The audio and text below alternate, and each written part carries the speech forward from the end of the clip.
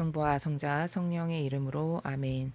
예수님과 어머니 하나 되신 성심을 통해 신성하신 하느님 아버지의 피아세 나라, 그리고 아버지를 완전히 빼어 닮은 작은 태양의 나라에서 아버지께서 창조하신 천상천하의 온 우주 만물들을 불러 모아 그들과 함께 뜨거운 열정과 갈망으로, 그리고 천상의 저희들의 영혼의 원이신 분들, 그리고 천상의 가브리엘, 미카엘, 라파엘 대천사님, 작품 주품 천사님과 부품 천사님들, 그리고 아버지께서 사랑하시는 거룩한 영혼들, 그리고 저희에게 사랑으로 파견하여 주신 수호 천사님들과 연옥 영혼, 낙태 영혼, 나라를 위해서 희생하다 돌아가신 모든 의인들, 그리고 이 지상에 살아있는 이들 중 아버지의 신적 질서와 진리만을 믿고 따르는 소수의 아버지께 속한 선의 세력의 자녀들, 이들 모두와 함께 아버지의 대전이 쩌렁쩌렁 울려서 떠나가도록 뜨거운 저희들의 열정과 갈망으로 인해 아버지께서 들어주시지 않으실 수 없는 그 열정의 나라에서 이 모든 기도를 봉헌드립니다. 영원하신 아버지, 대한민국 국민들의 마음이 진리 안에 잠기게 하소서. 하느님 아버지의 방식대로 투표하도록 대한민국 국민들을 도와주소서. 또한 하느님 아버지의 신성하신 뜻에 따라 결정을 내릴 수 있도록 도와주소서. 예수님과 어머니, 부정선거를 막을 수 있는 인간은 없습니다. 오로지 아버지만이 하실 수 있습니다. 저희들의 처지를 가련하고 불쌍하게 여겨주시옵소서. 아브라함에게 아버지께서 10명의 의인만 있어도 내가 소돔과 고모라를 멸하지 않겠다 하신 그 간절한 마음으로 저희도 대한민국에 그 극소수의 의인이 있으면 그 의인을 보셔서라도 아버지께서 이 나라를 망하도록 좌시하지 않으실 수 있게 저희를 대신하여 어머니 이 간절한 기도를 청원하여 주시옵소서. 부정선거가 일어나지 않도록 부정선거를 계획하고 획책하고 그리고 준비한 그 모든 사탄 세력의 우두머리부터 말단 하수인에 이르기까지 그것들이 아무 짓도 하지 못하도록 그것들의 정수리에 예수님의 늑방에서 흘려오신 빛과 물과 피를 쏟아부으시어 모조리 불살라 없애주시기를 갈망으로 청원드립니다. 또한 아버지가 선택하신 선의 세력의 영혼이 반드시 이 나라의 새로운 대통령이 될 수 있도록 사전선거를 이 나라의 국민들이 단 한 명도 하지 않게 막아주시고 당일 투표를 통하여 모두가 한 표를 행사할 수 있도록 그 마음과 생각을 이끌어 주시며 투표권을 가진 모든 국민이 마치 단일성의 피앗의 정신처럼 아버지가 원하시는 단 한 명의 영혼을 그들의 모든 손가락이 그 단 한 명의 영혼을 찍을 수 있도록 그들의 손가락을 움직여 주시기를 갈망으로 청원드려 그 영혼들을 아버지 뜻에 봉헌드립니다.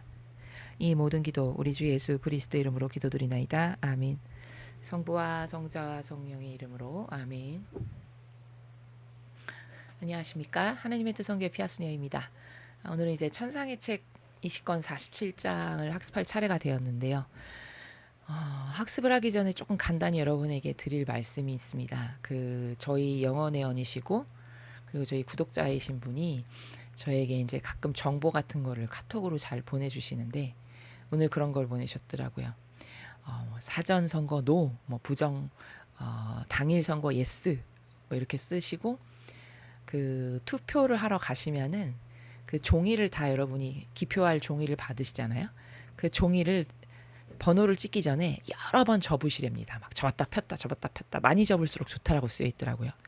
여러 번 접었다 폈다 해가지고 꼬깃꼬깃해지게 해가지고 그 다음에 이제 내가 마음에 드는 후보한테 기표하고 그리고 다시 그렇게 꼬깃꼬깃 접어서 투표함에 넣어라. 이렇게 해야 그게 이제 기표기에 들어가면 이제 그런 것들 때문에 걸리나 봐요. 그러면 그걸 수개표를 한다. 이렇게 쓰여 있었습니다. 여러분도 참고를 하셔서 그 작은 것 하나라도 애끓는 갈망으로 좀 도움이 되고자 해서 그 선의 세력이 애쓰시는 그 마음을 제가 오늘도 그 글을 이렇게 보면서 그 마음을 하느님 아버지께 봉헌드렸습니다. 우리가 별거 아니야. 이까짓 거 뭐 이렇게 간과할 수 있는 그 작은 정성들이 모여서 사실 기적을 이루는 거죠. 여러분이 아시다시피 사실 나라는 정치인에 의해서 지금까지 유지가 됐거나 위태로운 상황을 모면한 게 아니고요. 소수의 선각자들과 그리고 깨어있는 국민 있죠. 그 국민들에 의해서 사실 나라가 유지가 되고 지탱이 되는 겁니다. 여러분이 그 깨어있는 국민이시고 소수의 깨어있는 선각자들이십니다. 자부심을 가지시고 작은 것 하나도 간과하지 않고 최선을 다해서 아버지의 뜻이 이루어질 수 있도록 노력하는 그런 우리가 됐으면 좋겠습니다. 자, 그러면 오늘 우리가 이제 배워야 할 내용의 본문을 먼저 좀 한번 읽고 그 다음에 말씀을 드리도록 하겠습니다. 천상의 책 20권 47장. 하나님 뜻을 실천하는 이는 이 뜻의 균형을 가진다. 하느님의 뜻과 인간의 뜻이 서로를 쏘아보는 이유. 하느님 뜻의 나라의 만물 열매를 보시는 분의 즐거움. 여느 때와 같은 방식으로 도처를 순례하면서 만물 안에서 일하시는 거룩하신 뜻을 따라다녔다. 그러자 다정하신 예수님께서 내 안에서 걸음을 옮기시며 이르셨다. 딸아, 내 뜻 안에서 하는 영혼의 활동은 정말 놀랍다.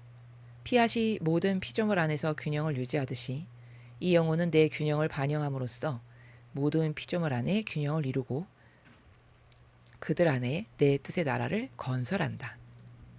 그는 또한 위에서 내려오는 빛과 같아서 모든 사람 안에 거처를 잡고 그들 안에 내 뜻의 사랑의 나라와 흠숭의 나라와 영광의 나라를, 내 뜻이 소유한 모든 것의 나라를 건설한다. 그러나 아무것도 자기에게서 빠져나가지 않게 하는 빛처럼 내려오는 한편 모든 피조물과 모든 시대 모든 마음들의 모든 행위의 균형을 자기 창조주에게 가져가기 위해 역시 빛처럼 올라가기도 한다. 그 영혼이 모든 인간 행위의 균형을 가져가는 것은 그 모든 행위 안에 하느님 뜻의 행위가 들어가게 했기 때문이거니와 그러기 위해서 그는 모든 인간의 행위를 비운 자리에 하느님의 뜻이 첫 행위로 들어가게 한다. 그러면 하느님의 뜻이 그들 안에 그 뜻의 나라를 건설하는 것이다. 왜냐하면 인간의 뜻을 때려눕히고 하느님의 뜻만을 만물 안에 다시 나타나게 하려고 잊지 않고 모든 인간 행위 안에 자기의 빛을 붙박아두는 그 영혼이 있기 때문이다. 딸아, 이런 이유로 내가 너로 하여금 너 자신의 손으로 거의 만물을 만지게 한다. 나는 네가 만인에게 또 만물 안에 너 자신을 확장하고 내 뜻의 나라를 확장하길 바란다. 내가 원하는 것은 바로 이것이니 내 뜻이 만물 안에 흘러들어 만물을 휩싸는 한편 만물 위에 머물고 그리하여 만물이 곧 내 뜻이 되는 것이다. 하지만 그 빛에서 달아나는 사람이 있을 수 있다. 이는 태양빛을 피해 달아나는 사람이 있는 것과 같다. 그렇더라도 태양에겐 상관없는 일이다. 태양은 빛의 균형을 잡고 있고 따라서 만인과 만물을 위한 빛의 행위를 내포하고 있어서 모두에게 빛을 주는 동안에도 제 창조주를 위한 빛의 행위 전체의 영광스러운 균형을 유지한다. 그것은 그러므로 완전한 질서 속에 머무르지만 그 빛에서 달아난 사람들은 질서를 벗어나고 만다. 이와 마찬가지로 영혼이 지고한 피앗의 빛의 일치를 소유하면 이 피앗의 빛의 행위들은 전부 소유하기에 그의 하느님 뜻의 빛의 행위들을 인간의 행위들에게 줄 수 있다. 그리하여 그는 피앗의 거룩한 나라를 어디에나 펼칠 수 있다. 사람들이 달아난다고 해도 상관없다. 내 뜻의 빛은 어떻게 해서든 퍼져나간다. 그래서 나는 내가 택한 사람 안에서 내 나라가 스스로의 길을 따라 확장되며 세워지는 것을 본다. 나의 바람은 따라서 사람들의 각 생각에 대해서 그들 각각의 말과 심장박동과 발걸음과 활동과 다른 모든 것 안에서 내 뜻 안에 너의 행위들을 보는 것이다. 지금으로선 우리의 나라를 세우는 일에 대해 생각하기로 하자. 일단 이 나라를 세운 후에 내 뜻의 빛이 그물에서 달아나는 사람들과 그 안에 남아있는 사람들에 대해 생각하자. 그 후에 나는 몹시 지쳐 있음을 느꼈다. 여러 날 동안 몸에 열이 있었던 것이다. 위에 얼마 안 되는 글도 그래서 간신히 썼는데 계속 써내려갈 힘이 없어서 멈추고 기도를 시작하였다. 그러자 다정하신 예수님께서 나의 내면에서 나오시어 나를 끌어안으시고 치근히 여기시며 이렇게 말씀하셨다. 내 딸이 아프다. 내 딸이 아프다. 너는 이것을 알아야 한다.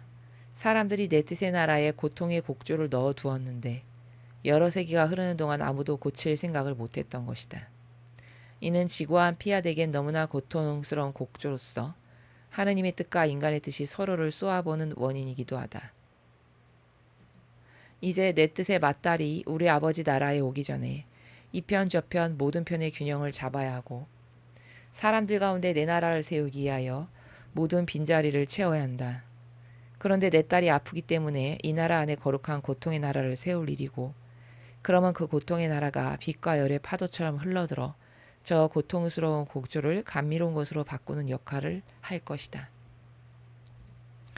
너는 빛과 열이 더없이 쓴 것도 극히 달콤한 과즙으로 바꾸는 힘이 있다는 것을 알지 못하느냐?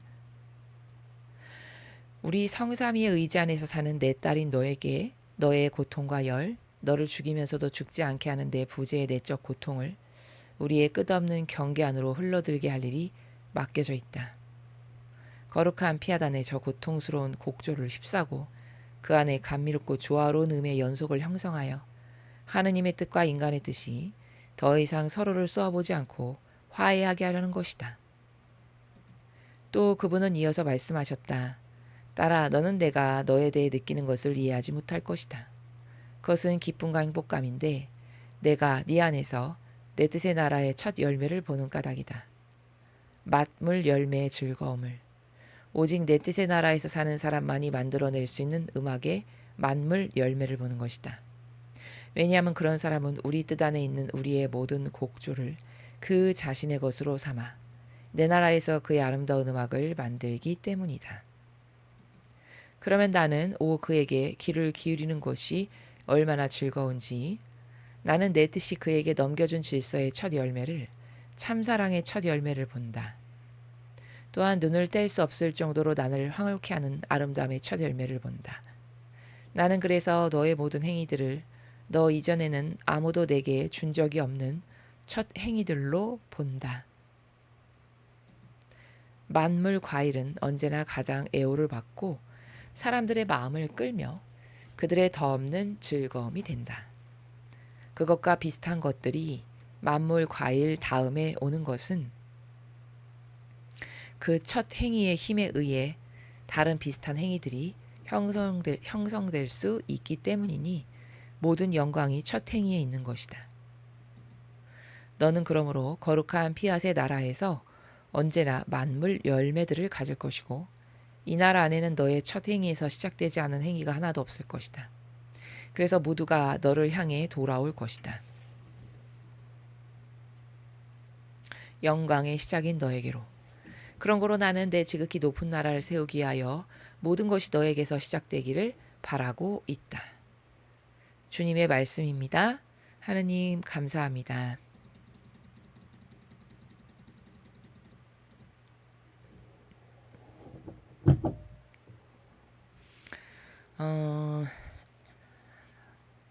오늘 참 지금 이 내용이 굉장히 중요하고 그러면서도 재밌고 그리고 우리가 또 새로운 발견을 하게 되는 그런 챕터인데요.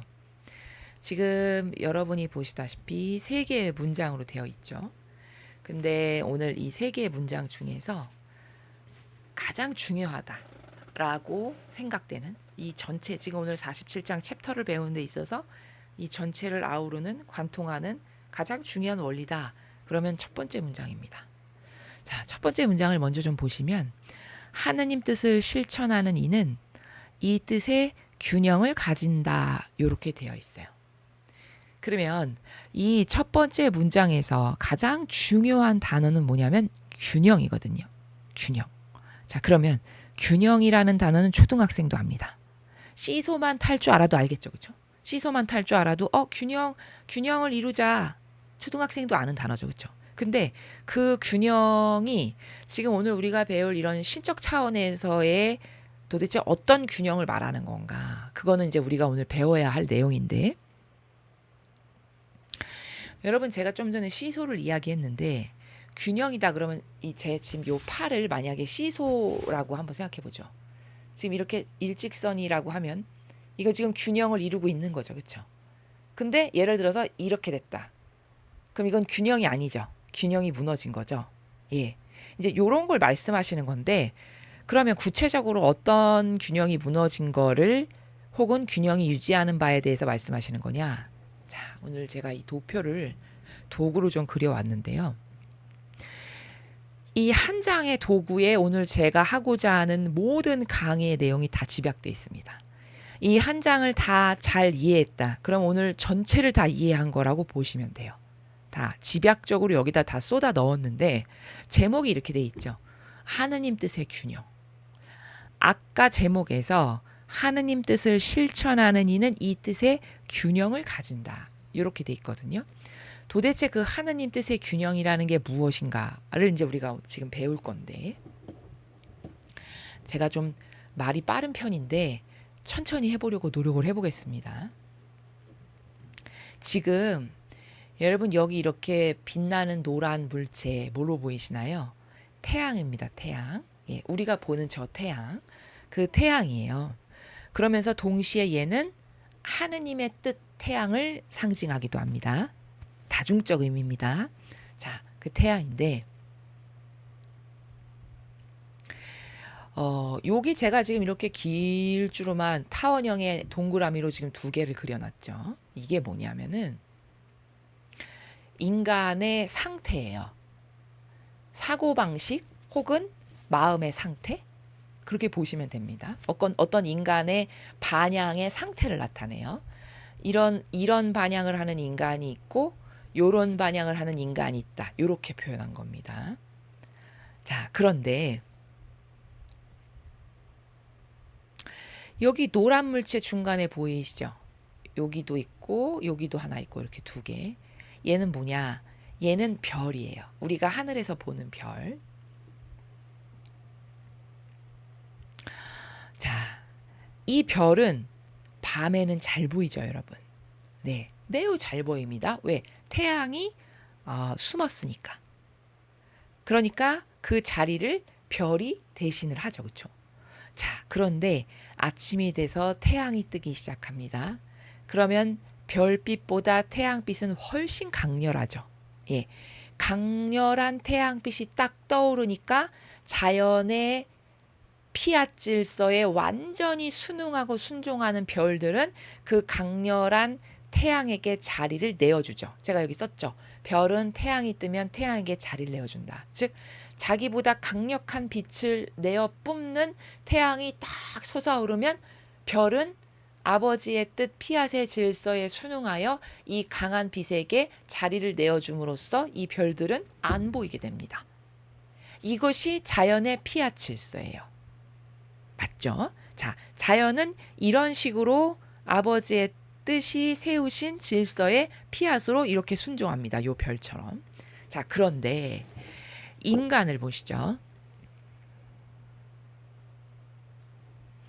자, 여기 제가 하늘색 타원형으로 표현한 거는 불투명한 유리예요. 인간의 마음의 상태, 사고방식의 상태인데 여기 써있죠. 불투명한 유리라고.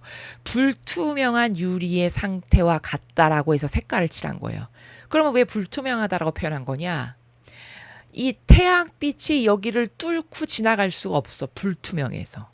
예를 들어 여기를 시커먼 셀로판지로 막아놨다라고 해보죠. 저는 지금 하늘색으로 표현을 했지만, 그럼 이거 시커먼 셀로판지로 여기를 막아놨으면 태양이 아무리 강렬하게 장렬을 해도 이걸 뚫고 이 아래로 들어가지 못하죠. 여기 차단되죠. 그렇죠?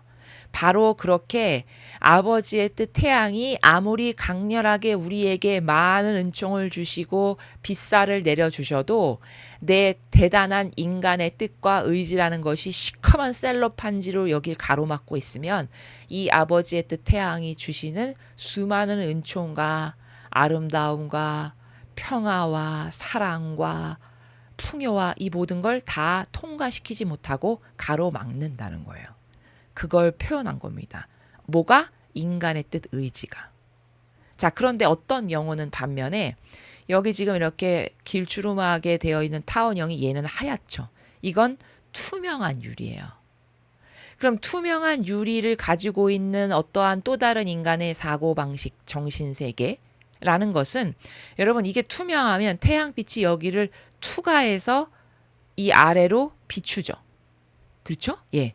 바로 아버지의 뜻 태양이 여기서 빛을 강하게 내려 쪼으시면 그 피앗의 정신으로 살아가는 영혼, 피앗의 질서에 순종하는 영혼은 여기 왼쪽처럼 시커먼 인간의 뜻으로 가리고 있지 않고 이렇게 투명하기 때문에 그 아버지의 뜻 태양이 그대로 투과를 해서 이렇게 다양한 네모 열매, 동그라미 열매, 세모 열매, 별표 열매, 다양한 아름다운 열매를 창조하게 된다는 의미예요. 이해 여기까지 잘 되셨죠? 그쵸? 즉 이걸 좀 더 디테일하게 설명하면 사람이란 존재는, 인간이란 존재는 이렇게 반향하면서 살다가 죽든가 아니면 오른쪽과 같이 이렇게 반향하면서 살다가 죽던가 두 가지의 패턴을 취할 수 있다는 거예요. 그러나 아무도 강요는 안 해요. 왜? 자유의지가 알아서 자기가 결정하는 거니까. 하느님도 야, 너 제발 이렇게 되라. 강요 절대 안 하세요. 다 자기가 선택해서 이쪽으로 가서 살 건지 이쪽으로 가서 살 건지를 결정하는 거죠. 그렇죠? 한평생의 인생을. 그런데 지금 오른쪽에 이 투명한 유리와 같은 반향을 하는 영혼의 속성은 어떤 특징이 있냐? 이 사람은 자꾸 역겨운 자기 인간의 뜻 의지를 버리려고 노력하는 가운데 그렇게 버리려고 노력하는 가운데 많은 갈망을 하는 영혼인 거예요. 하나님의 뜻을 저에게 주십시오. 저도 예수님과 성모님의 정신과 가르침과 모범에 따라서 근거한 정신세계와 사고방식을 하면서 살다 죽고 싶습니다. 막 이런 갈망을 하는. 그렇게 많은 갈망을 하게 되죠. 그럼 영혼 안에 어떤 변화가 생기냐. 여기도 지금 여기 제가 태양을 하나 그려놨죠. 이런 자기 뜻은 자꾸 버리니까 이렇게 불투명했던 것에서 점점 하얀 것으로 바뀌겠죠. 투명한 유리처럼 사고방식과 정신과 마음이 점점 청소가 되겠죠. 그러면서 이 사람은 하나님의 뜻을 자꾸 갈망하니까 이 영혼 안에 아버지의 뜻 태양이 마음의 한 중심에 딱 생기는 거예요. 이 영혼의 마음의 한 중심에 아버지의 뜻 태양이 이렇게 구현되고 형성됨을 제가 여기 표현한 거예요. 이것과 똑 닮은 아버지의 뜻 태양이 여기 생긴다는 거죠. 자, 이거는 더 구체적으로 얘기하면 무슨 뜻이냐면 예를 들어서 여러분이 이제 저희 강의를 통해서 성경을 배우고 천상의 책을 배우다 보면은 그래 맞아 그렇다 저건 옳다 저건 맞아 그래 저렇게 사는 게 나에게 비전이고 희망이야 이렇게 해서 납득을 하고 인정을 하고 정직하게 바라볼 걸 바라보고 회개하고 뉘우치고 그래서 버리고 이런 노력을 자꾸 하면서 제가 말씀드리죠. 하느님과 함께 살아가십시오. 함께 살아가는 게 뭔가면 일단 의식부터 하는 거다라고 제가 말씀드렸죠. 이런 거예요. 내가 부모님을 사랑해. 혹은 나에게 연인이 있어. 사랑하는 사람이.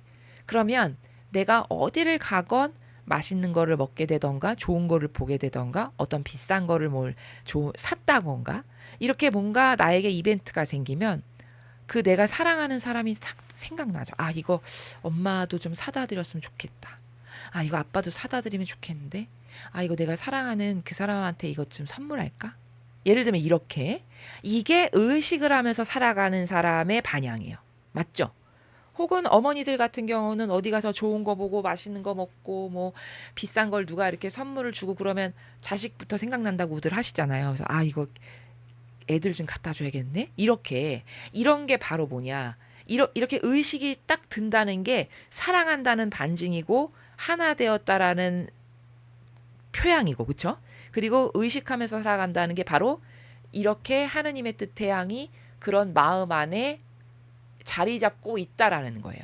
그렇게 자식을 생각하고 남편을 생각하고 사랑하는 사람을 생각하듯이 여러분이 어떤 일상에 뭔가를 하는데 이거는 하느님께 먼저 좀 드리고 싶다. 이렇게 하면 하느님이 슬퍼하시지 않으실까? 이렇게 하면 이건 아버지가 기뻐하실 것 같은데 이런 생각들이 드는 게 그것의 시작이에요. 이 아버지의 태양을 마음 안에 모시고 사는 자에. 그래서 그것이 스킬이 붙고 그것이 반복되죠. 그러면 이 아버지의 뜻 태양이 내 마음 안에서 처음엔 쬐끄맣게 자리를 잡았는데 이게 점점 커져요. 이해되시죠? 제가 지금 하는 말이 마치 부모가 자식을 걱정하고 생각하고 남편을 걱정하고 사랑하는 사람을 떠올리는 것과 같은 이치다라는 거죠. 그렇게 해서 내 마음 안에 하느님의 뜻 태양이 점점 커지게 되는 거예요. 그러면 이 사람은 뭐만 하면 하느님과 연결지어서 해요. 이것도 납득이 되시죠? 무슨 말인가? 그렇게 살아가는 영혼의 상태를 제가 지금 도식화한 거예요.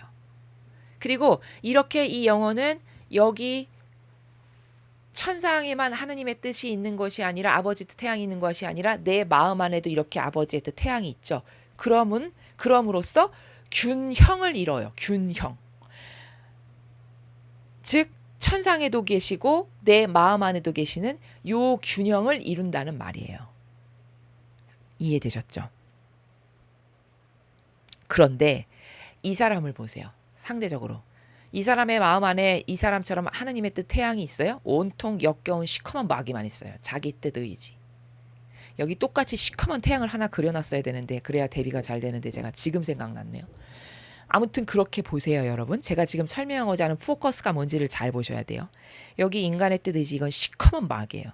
이 시커먼 마귀가 들어쳐서 앉아 있어가지고 여기 불투명해. 그러니까 아무리 아버지가 하나님의 뜻 태양으로 많은 은총과 사랑과 풍요와 평화와 모든 걸 다 주시는데 여기 지 역겨운 뜻으로 가득 꿰차고 앉아 있어서 통과가 안 되는 그런 상태라는 거예요. 이 영혼의 상태는. 그러나 이 영혼은 아버지를 의식하고 사랑하는 작은 시작점으로 시작해서 그 아버지를 의식했던 게 점점 커져서 이 영혼을 점점 차지하게 되면 이 마음 안에 아버지의 뜻이 처음엔 쬐끔했는데 온통 차지하게 되는, 그러면 자기 마음 안에도 있고 천상에도 있으면서 이렇게 균형을 이루게 되는, 요게 바로 하느님 뜻의 균형이라고 말한 거예요. 여기서 말하는 균형이 이 균형이다라는 거예요. 천상에도 아버지의 뜻이 있고 이 지상에도 인간 안에 이렇게 아버지의 뜻이 똑같이 존재하시는, 그래서 천상과 천하의 균형을 이루는 상태, 요게 하느님 뜻의 균형이다 라는 거를 제가 지금 설명하고자 한다는 거예요. 오늘 우리가 앞에서 배웠던 제목에서의 균형이 바로 그 균형을 두고 하시는 말이다 라는 거죠. 이해가 되시죠? 그래서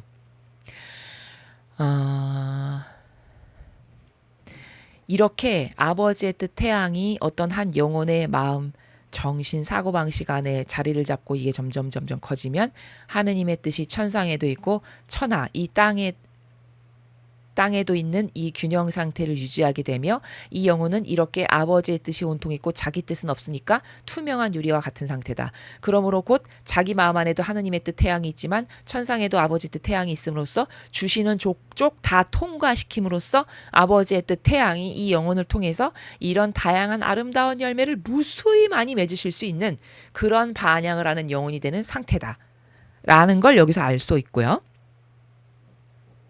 그러나 여기 지금 이렇게 시커먼 인간의 뜻 역겨운 자기 의지로 가득한 이런 영혼은 아무리 아버지가 내리쨘다 해도 그 자유의지가 자기 뜻을 왕처럼 섬기고 따르는 그런 것에 아예 함몰돼 있기 때문에 이 영혼이 맺는 것은 태양하고 아무 상관이 없어요. 아무리 내어줘도 통과를 못해. 그러니까 이 인간의 뜻 역겨운 자기 의지 때문에 맨날 파생되는 건 뭐냐? 죽음, 변덕, 무질서, 욕정, 사욕과 욕망, 자애심과 이기심, 이런 쓰레기와 같은 악취나고 구역질 나는 것들만을 계속 열매를 맺으면서 이 똥통에서 구르다가 이 영혼은 죽게 된다라는 겁니다. 이걸 대비적으로 보시라고 제가 표현을 한 거예요. 이해되셨죠? 그래서 이렇게 인간의 뜻 의지가 자리를 완전히 여기 꿰차고 있으면 아버지의 뜻 태양이 여기를 뚫지 못한다. 그러므로 이 사람은 이렇게 아버지의 뜻 태양이 이 영혼을 뚫고 매일같이 다양한 아름다운 창조물을 맺는 영혼하고는 정반대로 자기 인간의 뜻 의지가 맺는 이런 더럽고 추잡하고 추악한 것들만을 매일 만들어내면서 이런 똥통에서 매일 뒤범벅이 돼서 구르다가 결국 비참하게 죽는 이런 결과를 맞이하게 된다 라는 거고, 그 다음에 오늘 우리가 봐야 될 하이라이트 핵심의 단어는 균형이라고 우리가 앞에서 말했는데, 도대체 그럼 이 차트에서 봐야 될 균형은 뭐냐? 바로 하느님의 뜻 안에서 살아가는 이런 영혼, 오른쪽 투명한 유리와 같은 하느님의 뜻 안에서 살아가는 이러한 영혼이 반향하는 것, 이 지상의 반향, 그리고 천상의 아버지의 뜻, 이 둘 간에는 이렇게 여기도 태양이 있고 여기도 태양이 이름으로써 조화와 균형을 이루는 이런 상태를 두고 하시는 말씀이다라는 거예요. 그래서 정리하면 하늘에서 이루어진 아버지의 뜻과 지상에서 이루어지진 아버지의 뜻이 균형을 이룰 수 있도록 반영하는 요런 영혼들이 있다면 요 영혼들을 통해서 아버지는 많은 열매를 이렇게 맺으실 수 있다. 바로 이런 영혼들이 하느님 뜻의 균형을 이루는 영혼들이다. 이렇게 아버지 태양을 마음 안에 모시고 살아가는 영혼들이, 그래서 이 지상에서도 아버지 뜻이 이들을 통해서 이루어지게 하신다 라는 거고, 자, 또 요 균형이라는 단어는 지금 제가 첫 번째로 말한 균형은 천상에는 아버지의 뜻이 있고 지금 지상은 아버지 뜻이 못 다스리시죠. 그렇죠? 그러니까 불균형의 상태예요. 근데 이렇게 아버지의 뜻 태양을 마음의 한 중심에 모시고 살아가는 이런 영혼들이 많아져.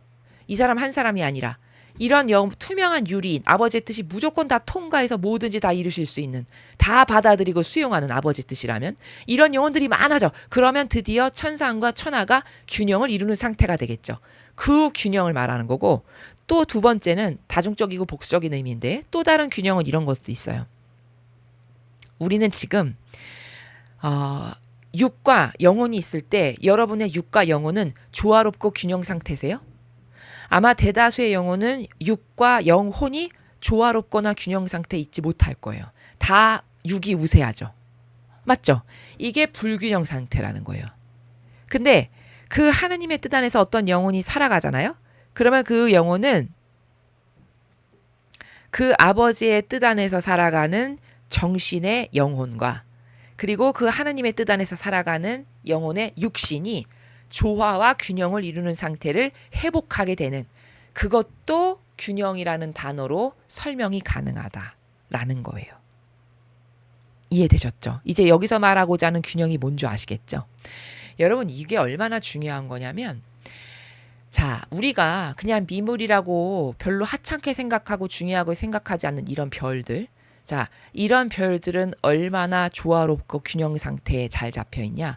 자기보다 강력한 빛살인 태양이 딱 떠오르면 거기에 온전히 자기 자리를 다 내어줘요.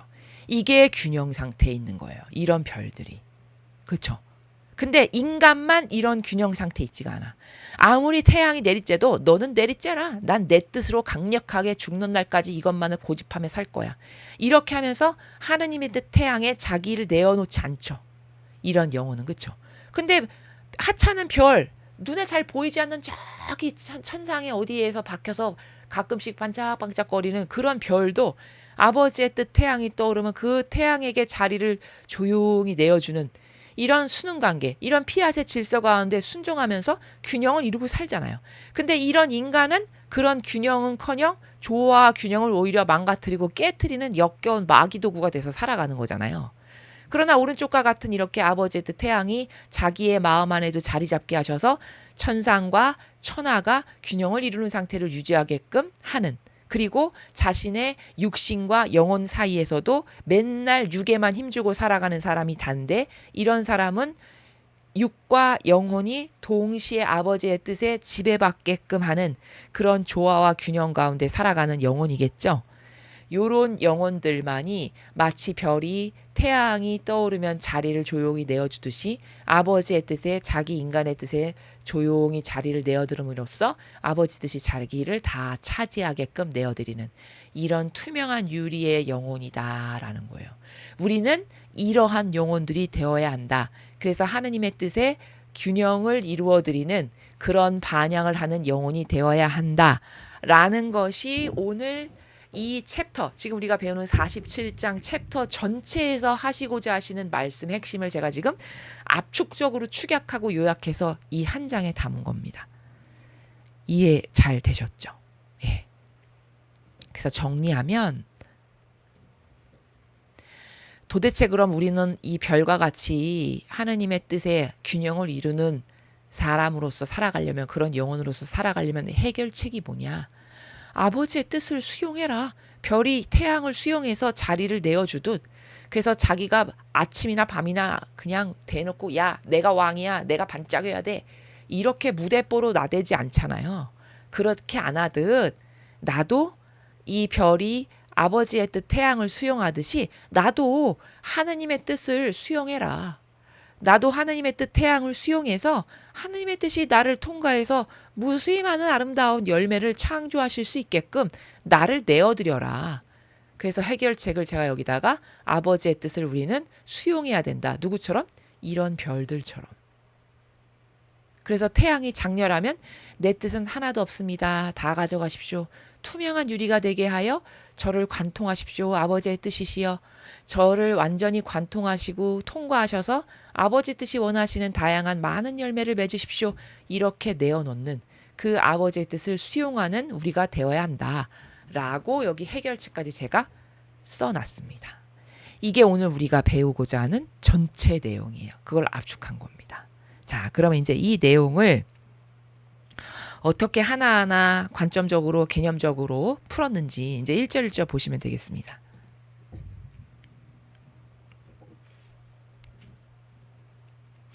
여느 때와 같은 방식으로 도처를 순례하면서 만물 안에서 일하시는 거룩하신 뜻을 따라다녔다. 그러자 다정하신 예수님께서 내 안에서 걸음을 옮기시며 이르셨다. 딸아, 내 뜻 안에서 하는 영혼의 활동은 정말 놀랍다. 피앗이 모든 피조물 안에서 균형을 유지하듯이 이 영혼은 내 균형을 반영함으로써 모든 피조물 안에 균형을 이루고 그들 안에 내 뜻의 나라를 건설한다. 자, 여러분 우리가 앞에 챕터에 지금 차트를 통해서 배웠기 때문에 무슨 말인지 아시겠죠? 좀. 이거잖아요. 지금 예수님 말씀은 내 뜻 안에서 하는 영혼의 활동은 놀랍다는 거예요. 왜 놀라울까? 자, 이 사람이죠. 이 사람을 두고 하는 말이죠. 내 뜻 안에서 활동하는 영혼. 이 사람이잖아요. 이 사람이 하는 활동은 놀랍다. 왜? 이 사람이 뭐만 하면 이런 아름다운 열매를 맺어내니까 놀랍지. 그렇죠? 이런 창조물 수십 가지, 수백 가지, 수천 가지, 수억만 가지도 만들어내겠죠. 왜? 아버지 뜻이 이 영혼을 다스리실 수가 있으니까 투명한 유리니까 아버지 뜻 태양이 여기를 통과해서 뜻이 하시고 싶으신 무엇이든지 다 이루어내서 다양한 열매를 만들어낼 수 있으니까 이런 영혼이 하는 일은 얼마나 놀라운 일인가. 이 말이잖아요. 그렇죠? 쉬운 거죠. 자, 그래서 내 뜻 안에서 하는 영혼의 활동은 정말 놀랍다. 이렇게 말씀하시는 거예요. 피앗이 모든 피조물 안에서 균형을 유지하듯이. 자, 아까 별이 여기 균형이란 단어 지금 나왔죠. 어떻게 균형을 유지하죠? 밤에는 태양이 없으니까 자기 할 역할을 해. 반짝반짝 빛을 내면서. 그러다가 아침이 돼서 태양이 싹 올라왔어. 그럼 자기보다 강력한 태양이 싹 올라오니까 자기가 그 태양에게 자기의 자리를 내어줘. 그래서 자기의 빛은 이렇게 사그라드는. 이게 뭐예요? 균형을 유지하는 거예요. 자기 뜻을 주장하지 않죠, 별이. 야, 나도 빛나는 물체거든? 니까지 게 뭔데 내 빛을 가려. 이렇게 주장해요, 별이? 그런 거 안 하잖아요. 그렇죠? 순응하죠, 순응. 아버지 뜻 피앗의 질서에 순종하죠. 그게 균형을 유지하는 거잖아요. 그렇게 피앗이 모든 피조물에서 지금 균형을 유지하면서 살아가고 있어요. 온 우주 만물은. 그렇듯이 이런 영혼은 내 균형을 반영함으로써 모든 피조물 안에 균형을 이루고 그들 안에 내 뜻의 나라를 건설한다. 자, 이런 영혼이 이렇게 아버지의 뜻 태양이 관통하셔서 하시고자 하시는 일이라면 무엇이건 다 받아들여. 즉 아버지의 뜻을 수용해. 그래서 아버지가 맺으시고자 하시는 다양한 열매들을 이 영혼을 통해서 다 맺으시는. 그래서 이런 영혼을 통해서 하느님의 뜻 나라를 건설한다라고 지금 예수님이 말씀하시는 거죠. 이해가 쉬우시죠? 그림을 한번 딱 보고 났더니. 그래서 지금 1절은 뭘 말씀하시는 거냐. 이런 영혼, 아까 투명한 유리로 반영하는 영혼, 그런 영혼들 안에서 하느님께서 하느님의 뜻 나라를 세우시고 그런 영혼들을 통해서 세상을 다스리실 수 있다. 이 말씀을 하시는 거죠. 그는 또한 위에서 내려오는 빛과 같아서 모든 사람 안에 거처를 잡고 그들 안에 내 뜻의 사랑의 나라와 흠숭의 나라와 영광의 나라를 내 뜻이 소유한 모든 것의 나라를 건설한다. 자, 그는 또한 위에서 내려오는 빛과 같아서 이게 무슨 말이냐면 위에서 내려오는 빛이 뭐냐면 이 장렬하는 아버지의 뜻 태양빛이에요. 이거. 이 빨갛게 제가 표시한 것들. 즉 하느님의 뜻 태양을 이 사람은 다 수용하고 받아들이는 사람이죠. 이 뜻을 자기 뜻으로 받아들이는 사람이에요. 자기 뜻은 없어. 투명해. 새하얘 투명해. 그리고 오로지 아버지의 뜻 태양이 주시는 그것이 자기 뜻으로 받아들이는 그런 사람이에요. 그래서 이런 사람은 위에서 내려오는 빛 같다는 게 이런 모든 빛을 수용하는 사람이니까 위에서 내려오는 빛과 같다라고 2절에서 표현을 하시는 겁니다. 이런 사람들이. 그쵸? 그래서 다시 또 보면 본문을 그렇게 위에서 내려오는 빛과 같아서 그 하나님의 뜻 태양을 받아들이고 순응하는 사람이니까 그래서 모든 사람 안에 거처를 잡고 그들 안에 내 뜻의 사랑의 나라와 흠숭의 나라와 영광의 나라 내 뜻에서 의한 모든 것의 나라를 건설한다. 자, 그 영혼들은 다 투과시키니까 그 영혼들을 통해서 아버지의 뜻 나라를 건설하기가 얼마나 쉬우세요. 그쵸? 그래서 하나님 뜻의 사랑의 나라, 흠숭의 나라, 영광의 나라, 하나님의 뜻이 소유한 모든 것의 나라를 그런 영혼들을 통해서 건설한다. 왜? 가르막는 게 없으니까. 역겨운 인간의 뜻을 들이밀면서 안 돼, 난 싫어, 내 뜻대로 할 거야, 내 의지가 최고야. 이렇게 안 하니까 그 영혼 안에서 이런 나라를 건설하기가 얼마나 쉬우세요. 그러나 아무것도 자기에게서 빠져나가지 않게 하는 비처럼 내려오는 한편 모든 피조물과 모든 시대의 모든 마음들의 모든 행위의 균형을 자기 창조주에게 가져가기 위해 역시 빛처럼 올라가기도 한다. 자, 근데 그런 사람들을 통해서 이런 영광의 나라, 흠숭의 나라, 사랑의 나라 이런 걸 건설하기가 너무 쉬운 건 알겠는데 후미엔 또 이렇게 말씀하세요. 근데 아무것도 자기에서 빠져나가게 하지 않는 빛처럼 그 하느님의 뜻 빛이 내려오지만 동시에 그런 영혼들을 통해서 빛처럼 올라가기도 한다고 했어요. 여기 끝에. 그쵸? 자기 창조주에게 가져가기 위해 역시 빛처럼 올라가기도 한다. 자, 그 말은 무슨 뜻이냐면 이렇게 하느님의 뜻이 주시는 다양한 은총을 다 아버지 뜻을 자기 뜻으로 받아들여가지고 이런 아름다운 열매를 막 맺어. 그러면 이런 사람들은 자기가 이렇게 하느님의 뜻에 의해서 맺어진 열매들이 있잖아요. 나중에 이 열매들을 하느님의 뜻에 잘 반영하고 순응하고 상응해서 맺은 이런 속성들을 죽고 나면 아버지께 다시 고스란히 가져다 드리겠죠. 그렇죠? 예, 그걸 말하는 거예요. 그래서 빛처럼 올라가기도 한다. 자기 창조주에게 가져가기에 빛처럼 올라가기도 한다가 뭐냐면 아버지의 뜻에 의해서 맺어진 이런 다양한 하느님의 뜻에 이 사람이 잘 반영한 거잖아요. 잘 상응한 거잖아요. 잘 반영하고 상응해서 맺은 이런 아름다운 속성들을 하느님께 다시 되돌려 드린다라는 거예요. 그래서 빛처럼 올라간다라고 표현을 한 거예요. 나중에 이것을 다 아버지의 뜻 나라에 고스란히 가져가겠죠. 그렇죠?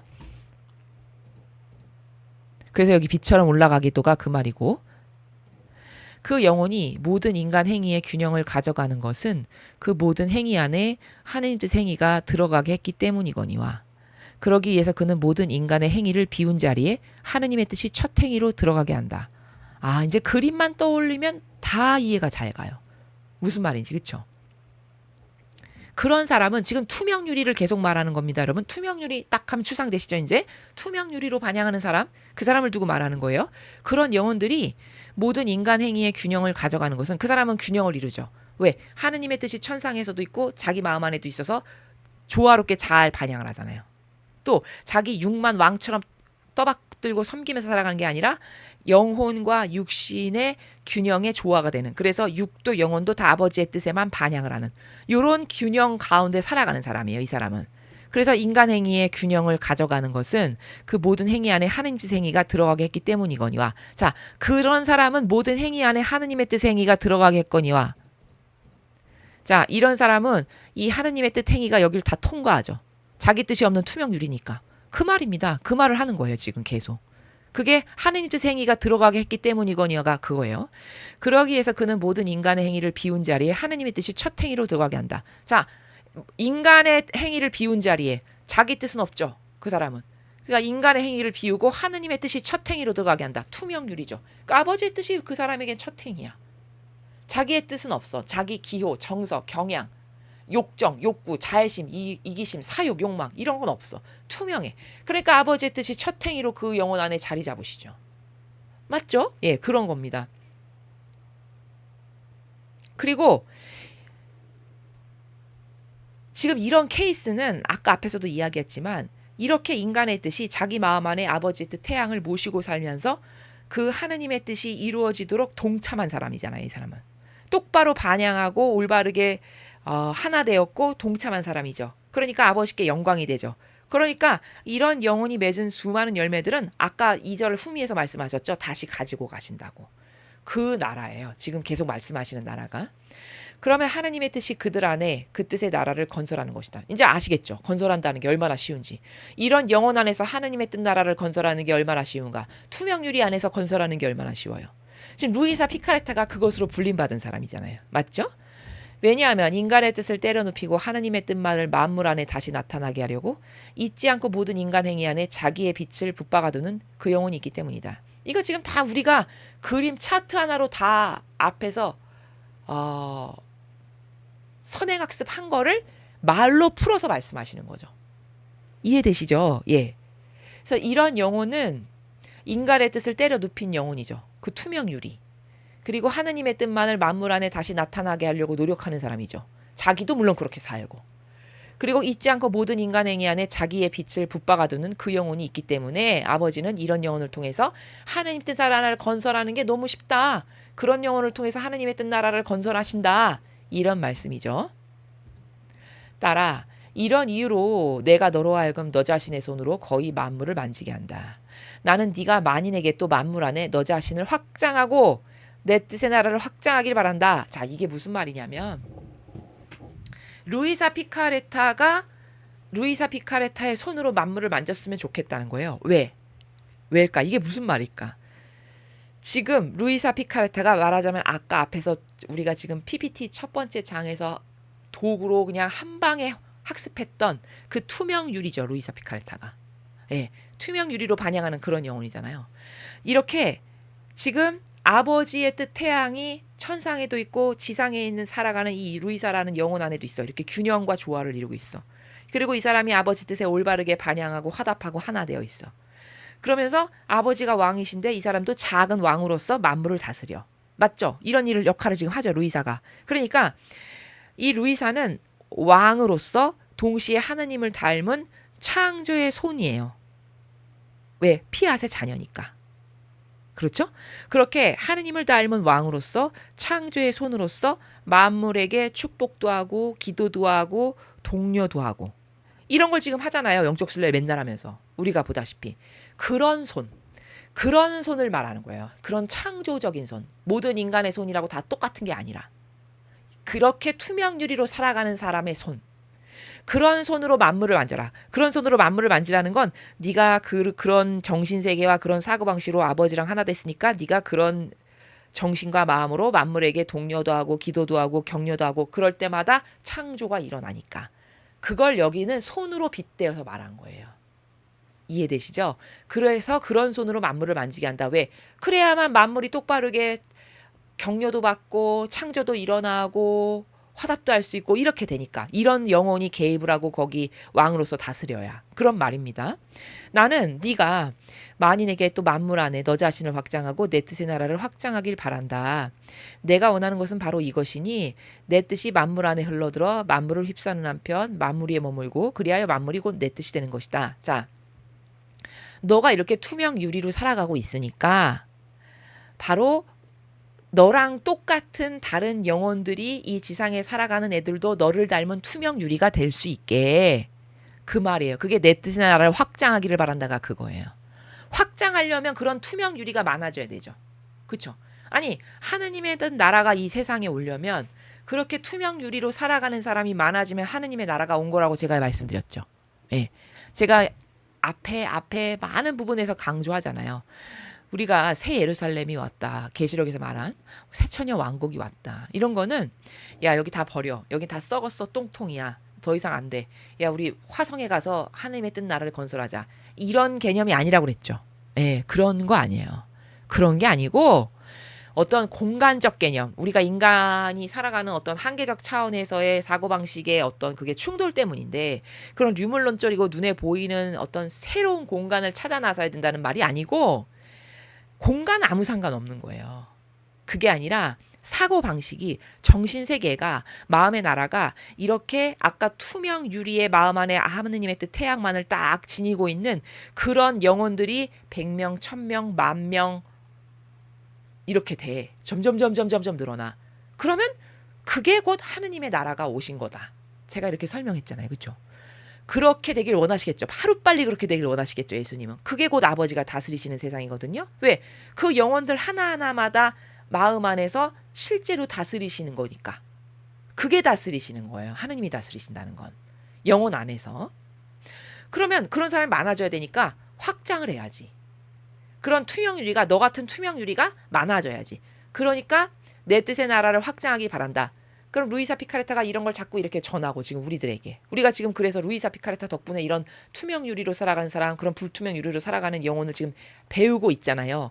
그럼으로써 배움으로써 나도 저렇게 투명 유리로 반영해야 되겠다. 저렇게 불투명 유리로 반영해서 내가 저주받은 영혼으로 살다 죽으면 안 되지. 뭐 이런 깨달음이 있고 반성이 있고 뉘우침이 있고 회개가 있고 새로워져야 되겠다는 다짐이 있고 이런 게 있죠. 그런 사람이 자꾸 많아져. 그러면 뜻의 나라가 확장되는 거잖아요. 그런 메커니즘을 말하는 거예요. 지금 예수님이 말씀하시는 거는 그렇게 네가 했으면 좋겠어. 네가 이런 걸 알고 자꾸 전하고 그 효용과 가치를 사람들이 알게 하고 깨닫게 하고 그렇게 했으면 좋겠어. 그럼 내 뜻의 나라가 빨리 올 거고 내 뜻의 나라가 확장되는 거지. 그 나라, 그 정신세계에서 하시는 말씀입니다. 내가 원하는 건 바로 이것이니. 그렇지. 하느님의 나라가 빨리 와서 다스리기를 예수님이 너무도 바라시니까. 내 뜻이 만물 안에 흘러들어 만물을 휩싸는 편 만물에 머물고 그래야 만물이 곧 내 뜻이 되는 것이다.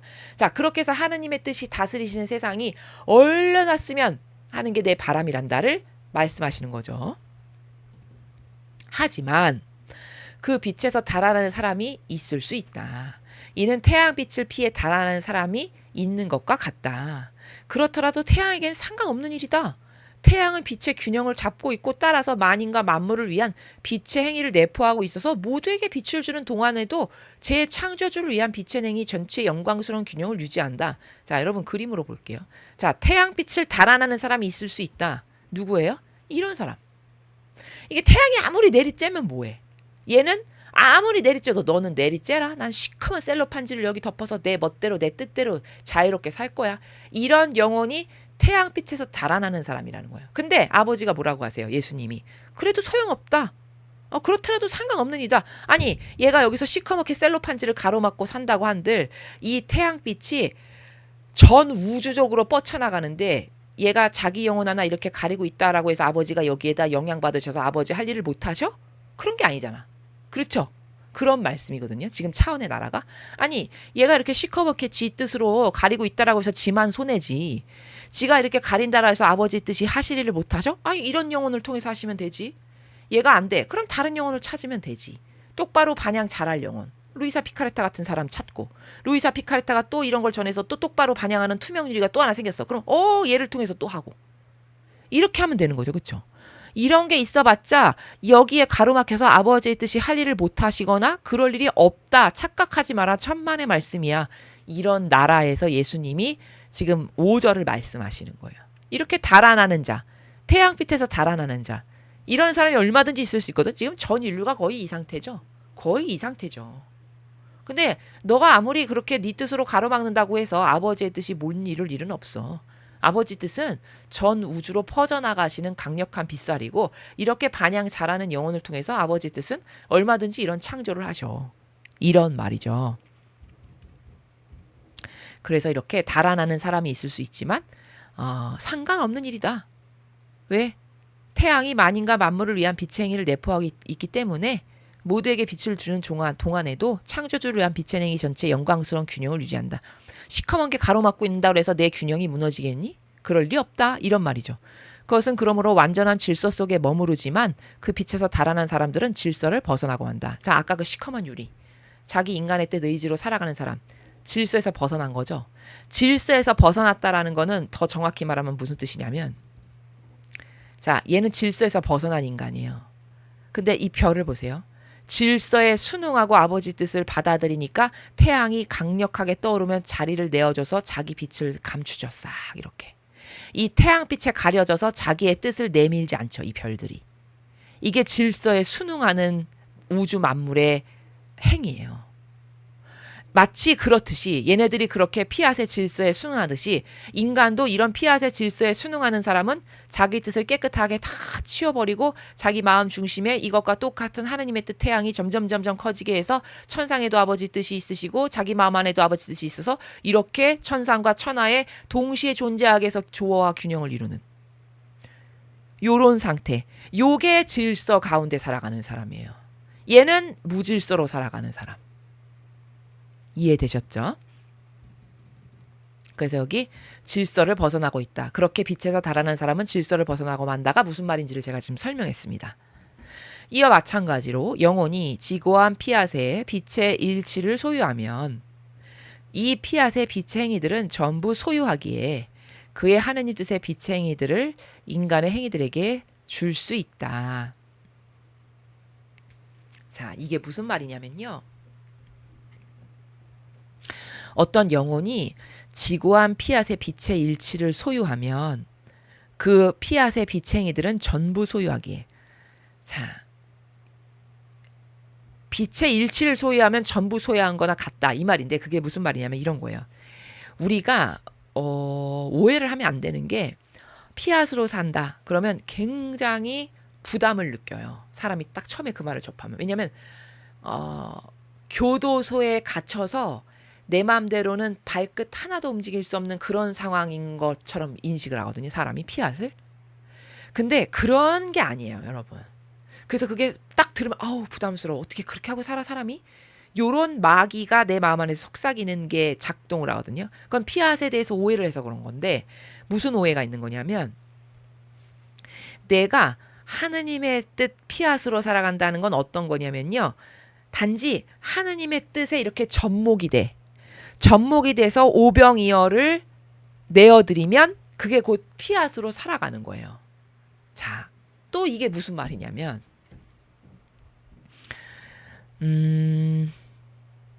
우리는 예수님이나 성모님처럼 퍼펙트해질 수가 없죠. 예, 없어요. 일단 원죄를 가지고 태어났고 두 분은 은총으로 하느님의 뜻 은총으로 퍼펙트하게 반영할 수 있으신 분들이기 때문에 우리는 감히 내가 아무리 열심히 노력을 한다고 해도 성모님과 똑같이 될 수 없어요. 똑같이 돼서도 사실 안 되겠죠. 왜냐하면 내가 성모님은 원죄가 없으신 분이고 나는 원죄가 있는 한계적 인간인데 어떻게 똑같이 될 수가 있겠어요. 그렇죠? 그건 불가능하다는 거예요. 그런데 내가 그렇게 성모님처럼 될 수 없는데 어떻게 내가 피앗이 된단 말이냐. 자, 그것의 오해가 뭐냐면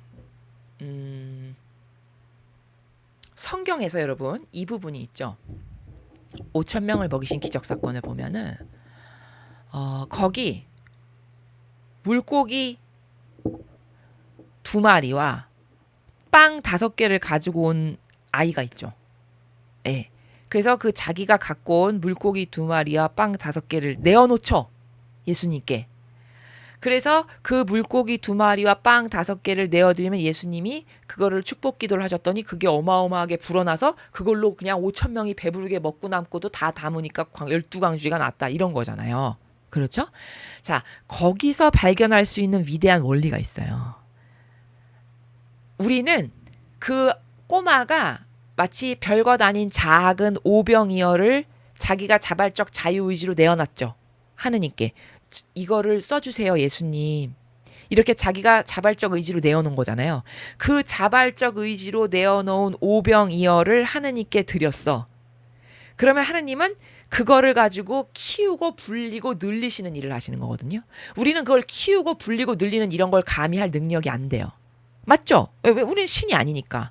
그럼 우리는 뭘 하는 존재냐?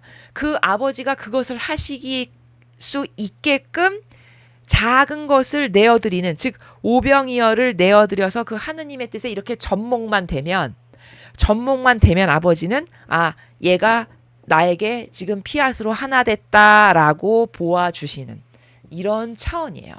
피앗으로 살아간다는 게. 이해가 좀 더 잘 되시나요? 예, 그런 거예요. 그런 거지. 우리가 피앗을 이해할 때 자칫 잘못하면 여러분이 그런 거를 나는 못할 것 같아.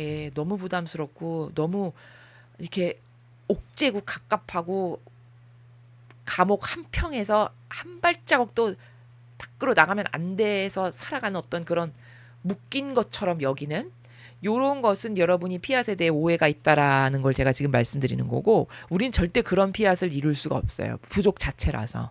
그러나 하느님은 우리가 마치 그 소년이 오병이어로 자기 뜻을 내어드린 것과 같은 거거든요. 오병이어를 내드린 게 그렇게 내 뜻을 내가 자발적 자유주로 저의 뜻을 이렇게 전부로 내어드립니다 해서 오병이어를 내어드리죠. 그럼 하느님은 그걸 받으시고 그래 넌 네 자발적 자유지가 피앗이 되기 위해서 너의 뜻을 나에게 내놨으니까 내가 그걸 너가 피앗이 될 수 있게 해준다 라고 받아들이시는 요렇게 해서 피앗을 이루는 차원이에요. 우리가 가는 나라는.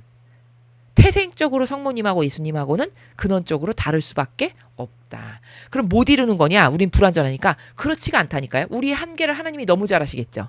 우리가 성모님하고 똑같이 퍼펙트하게 될 수 없다는 건 아버지가 더 잘하지 않으실까요? 그렇겠죠. 우리 한계를 아시니까. 원죄를 가지고 태어난 죄인인데 어떻게 성모님처럼 고결한 정신세계의 100%짜리가 되겠어요. 그러면 나는 포기해야 돼? 그게 아니라 너가 그것이 되기 위해서 네 역겨운 인간의 뜻, 의지 이런 걸 제 자발적 자유주로 다 내놓습니다. 이렇게 해서 너가 오병이어로 희생을 해. 하느님의 뜻에 접목돼. 그래서 너의 희생이. 그러면 내가 그걸 너가 피앗이 될 수 있게끔 만들어주는 건 아버지가 하시는 일이다. 요 메커니즘을 우리가 지금 도전해서 가는 거예요. 우리가 가는 피앗은 이 정신세계로 도전할 수밖에 없다. 요걸 아시면 여러분이 많은 오해에서 해방되실 수 있죠. 예, 그런 거예요.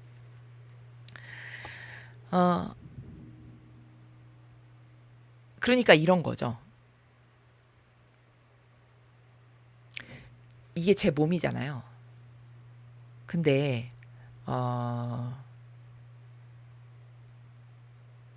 제 손가락이 예를 들어서 이렇게 코에 닿았어요.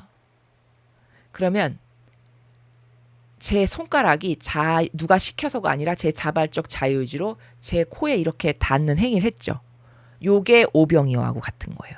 요런 접목을 딱 했죠. 내 자유의지로 자기가 진짜 진정성과 갈망과 열정으로 원해서. 그럼 이것이 이 접목을 통해서 하느님은 그걸 받으시고 이 접목을 통해서 피앗을 완성해 주시는 이런 메커니즘이란 말이죠. 이해가 조금 더 잘 되시나요? 예, 그런 거예요. 자, 그래서 정리를 할게요. 그러면 내가 하느님의 뜻으로 접목되어 오병이어를 내어드리면 나는 그 내어드린 오병이어를 아버지가 받으시고 그 받으신 것을 통해서 아버지가 피앗을 완성해 주시는 요런 메커니즘이다.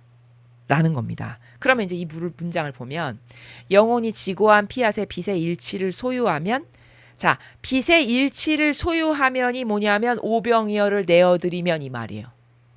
지고한 피앗의 빛의 일치를 소유하면 내가 내 자유의지로 저의 이 인간적인 기호, 정석, 경향 이걸 내어드립니다. 라고 해서 진짜 내어드렸어. 이게 지고한 피앗의 빛의 일치를 소유하면이 고나라요. 자, 그렇게 딱 내어드렸어요. 그러면 이 피앗의 빛의 행위들은 전부 소유하게.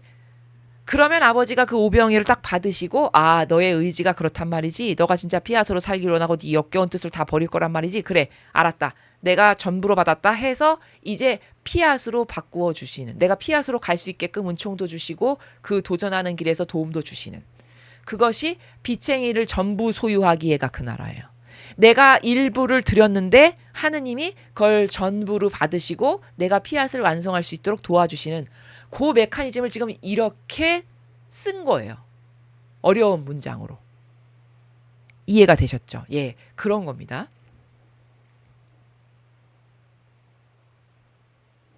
그래서 그의 하느님 뜻의 빛의 행위들을 인간의 행위들에게 줄 수 있다. 자, 그렇게 내가 오병이어로 조금 내어드리면 아버지는 그걸 전부로 받으시고 전부로 소유하셔서 이제 내가 피앗으로 완성할 수 있도록 그 길을 갈 수 있도록 필요한 은총도 주시고 지혜도 주시고 축복도 주시고 이렇게 해서 그것을 완성해 나가는 과정들, 그것들을 지금 이렇게 펼쳐 나가서 예수님 말씀하시는 거고, 그리하여 그는 피앗의 거룩한 나라를 어디에나 펼칠 수 있다. 이게 지금 이 문장 자체가 그 나라를 표현을 하시는 거예요.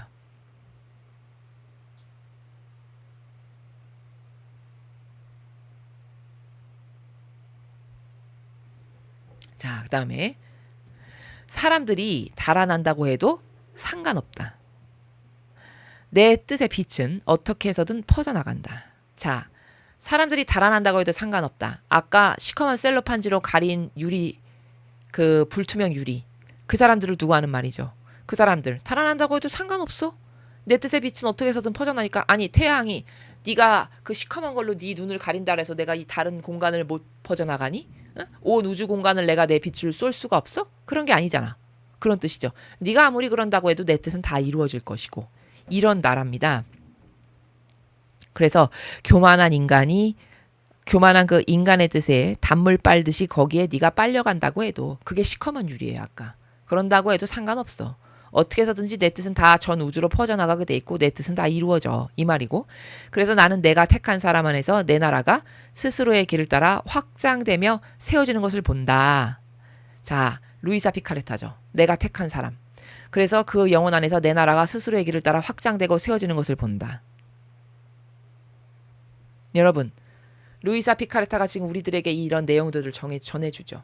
그래서 우리는 이 내용을 통해서 지금 사고방식을 매일 바꾸고 있고 아버지의 신적인 질서가 뭔지 다스림이 뭔지 성경에 나오는 그 아버지 다스림의 법칙 원리들 다양한 것들을 배우면서 그것을 나의 사고방식 나의 정신으로 해야지 이러면서 자꾸 새로워지고 있죠.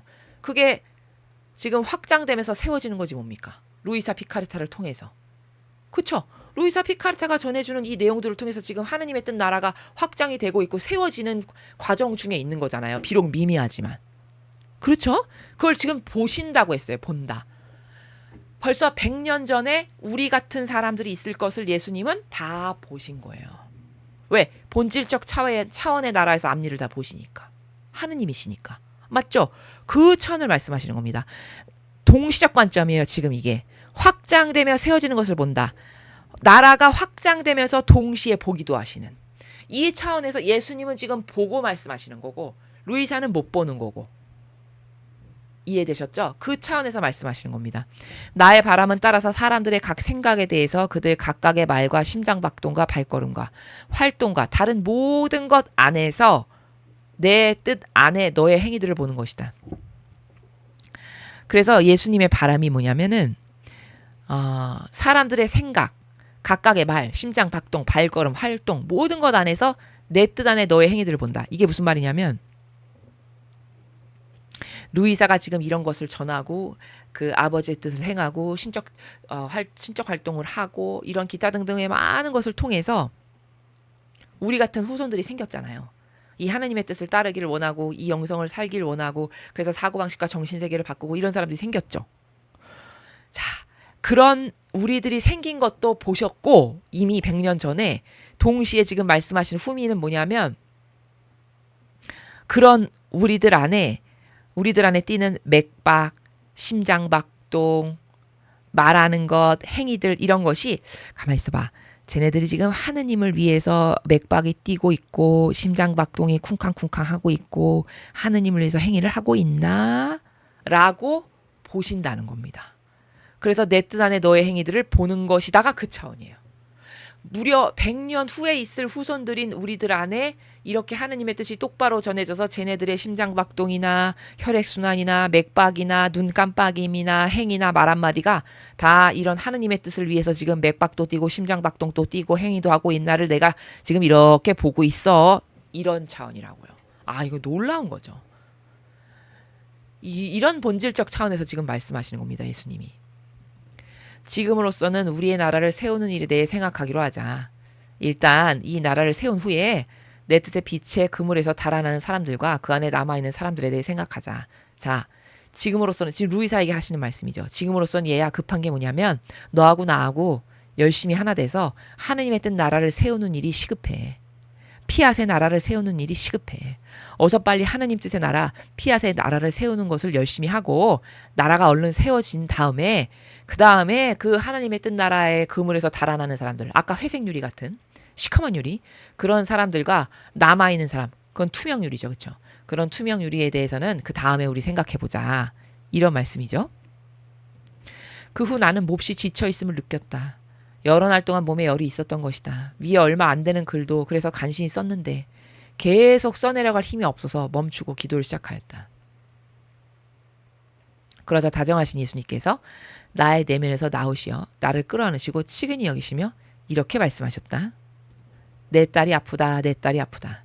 너는 이것을 알아야 한다. 사람들이 내 뜻의 나라에 고통의 곡조를 넣어두었는데 여러 세기가 흐르는 동안 아무도 고칠 생각을 못했던 것이다. 자, 여러분, 여기 고통의 곡조가 뭡니까? 사람들이 하느님 뜻의 나라에 고통의 곡조를 넣어놨대요. 이게 뭐예요? 인간의 뜻. 인간의 뜻이 고통의 곡조예요. 납득이 되시죠? 이제 앞에 우리가 선행학습 많이 했기 때문에 인간의 뜻이 하느님 뜻 나라에 들어와가지고 그냥 고통스럽게 하는 거죠. 아버지를.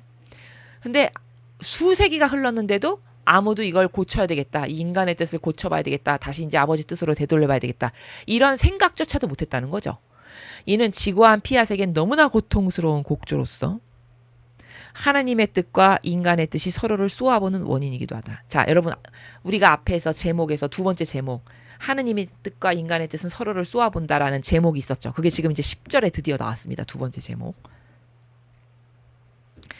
여러분, 지고한 피아색에는 이런 역겨운 인간의 뜻이 얼마나 고통스러울까요? 왜? 다 뒤틀리게 하는 원흉이죠. 여러분, 피앗은 뭐죠? 질서예요. 한결같은 거거든요. 생명이에요. 인내예요. 지속적이고 이런 거거든요. 피앗이. 근데 인간의 뜻은 다 그것에 정반대죠. 무질서죠. 자기 멋대로 사니까. 그쵸? 또 거기 한결같음, 인내 이런 거 없어요? 변덕. 자기가 원하는 거면 어제 말했는데 오늘 바꿔. 약속했는데 모르겠어. 내가 이익되는 거면 오늘 또 바꿔. 이게 다 인간의 뜻이죠. 그럼 이렇게 피앗은 가지런하고 질서정연하고 인내, 한결같음, 생명 다 이런 것들인데 이런 정형을 다 비틀고 왜곡하고 뒤틀리게 하고 탈구되게 하는 게 뭐예요? 그게 인간의 뜻이잖아요. 그럼 지고한 피앗에게는 그런 인간의 뜻이 얼마나 고통스럽겠어요. 그러니까 여기 너무나 고통스러운 곡조라고 표현하는 거예요. 너무나 고통스러운. 왜? 정반대되는 것들이니까. 이해가 되시나요? 왜 그런 거예요. 그렇게 정반대되는 거니까 어떨까요? 하느님의 뜻과 인간의 뜻은 서로를 쏘아볼 수밖에. 정반대니까. 그래서 아까 여기 그림 보면은 자, 이런 사람은 이 하느님의 뜻을 그대로 흡수해서 받아들이는, 완전히 투과시키는. 그쵸? 피앗으로 다 아버지의 뜻에 순응하고 순종하고 똑바로 반영해서 수용하는 이런 존재라면 얘는 다 불투명하니까 이렇게 반사되게 하겠죠. 이렇게 투과시키죠. 그게 서로를 쏘아본다라는 게 그 말이에요. 여기 오기만 하면 다 튕겨나가죠. 빛이. 튕겨나가는. 여기 뚫고 들어가질 못해. 불투명한 거니까.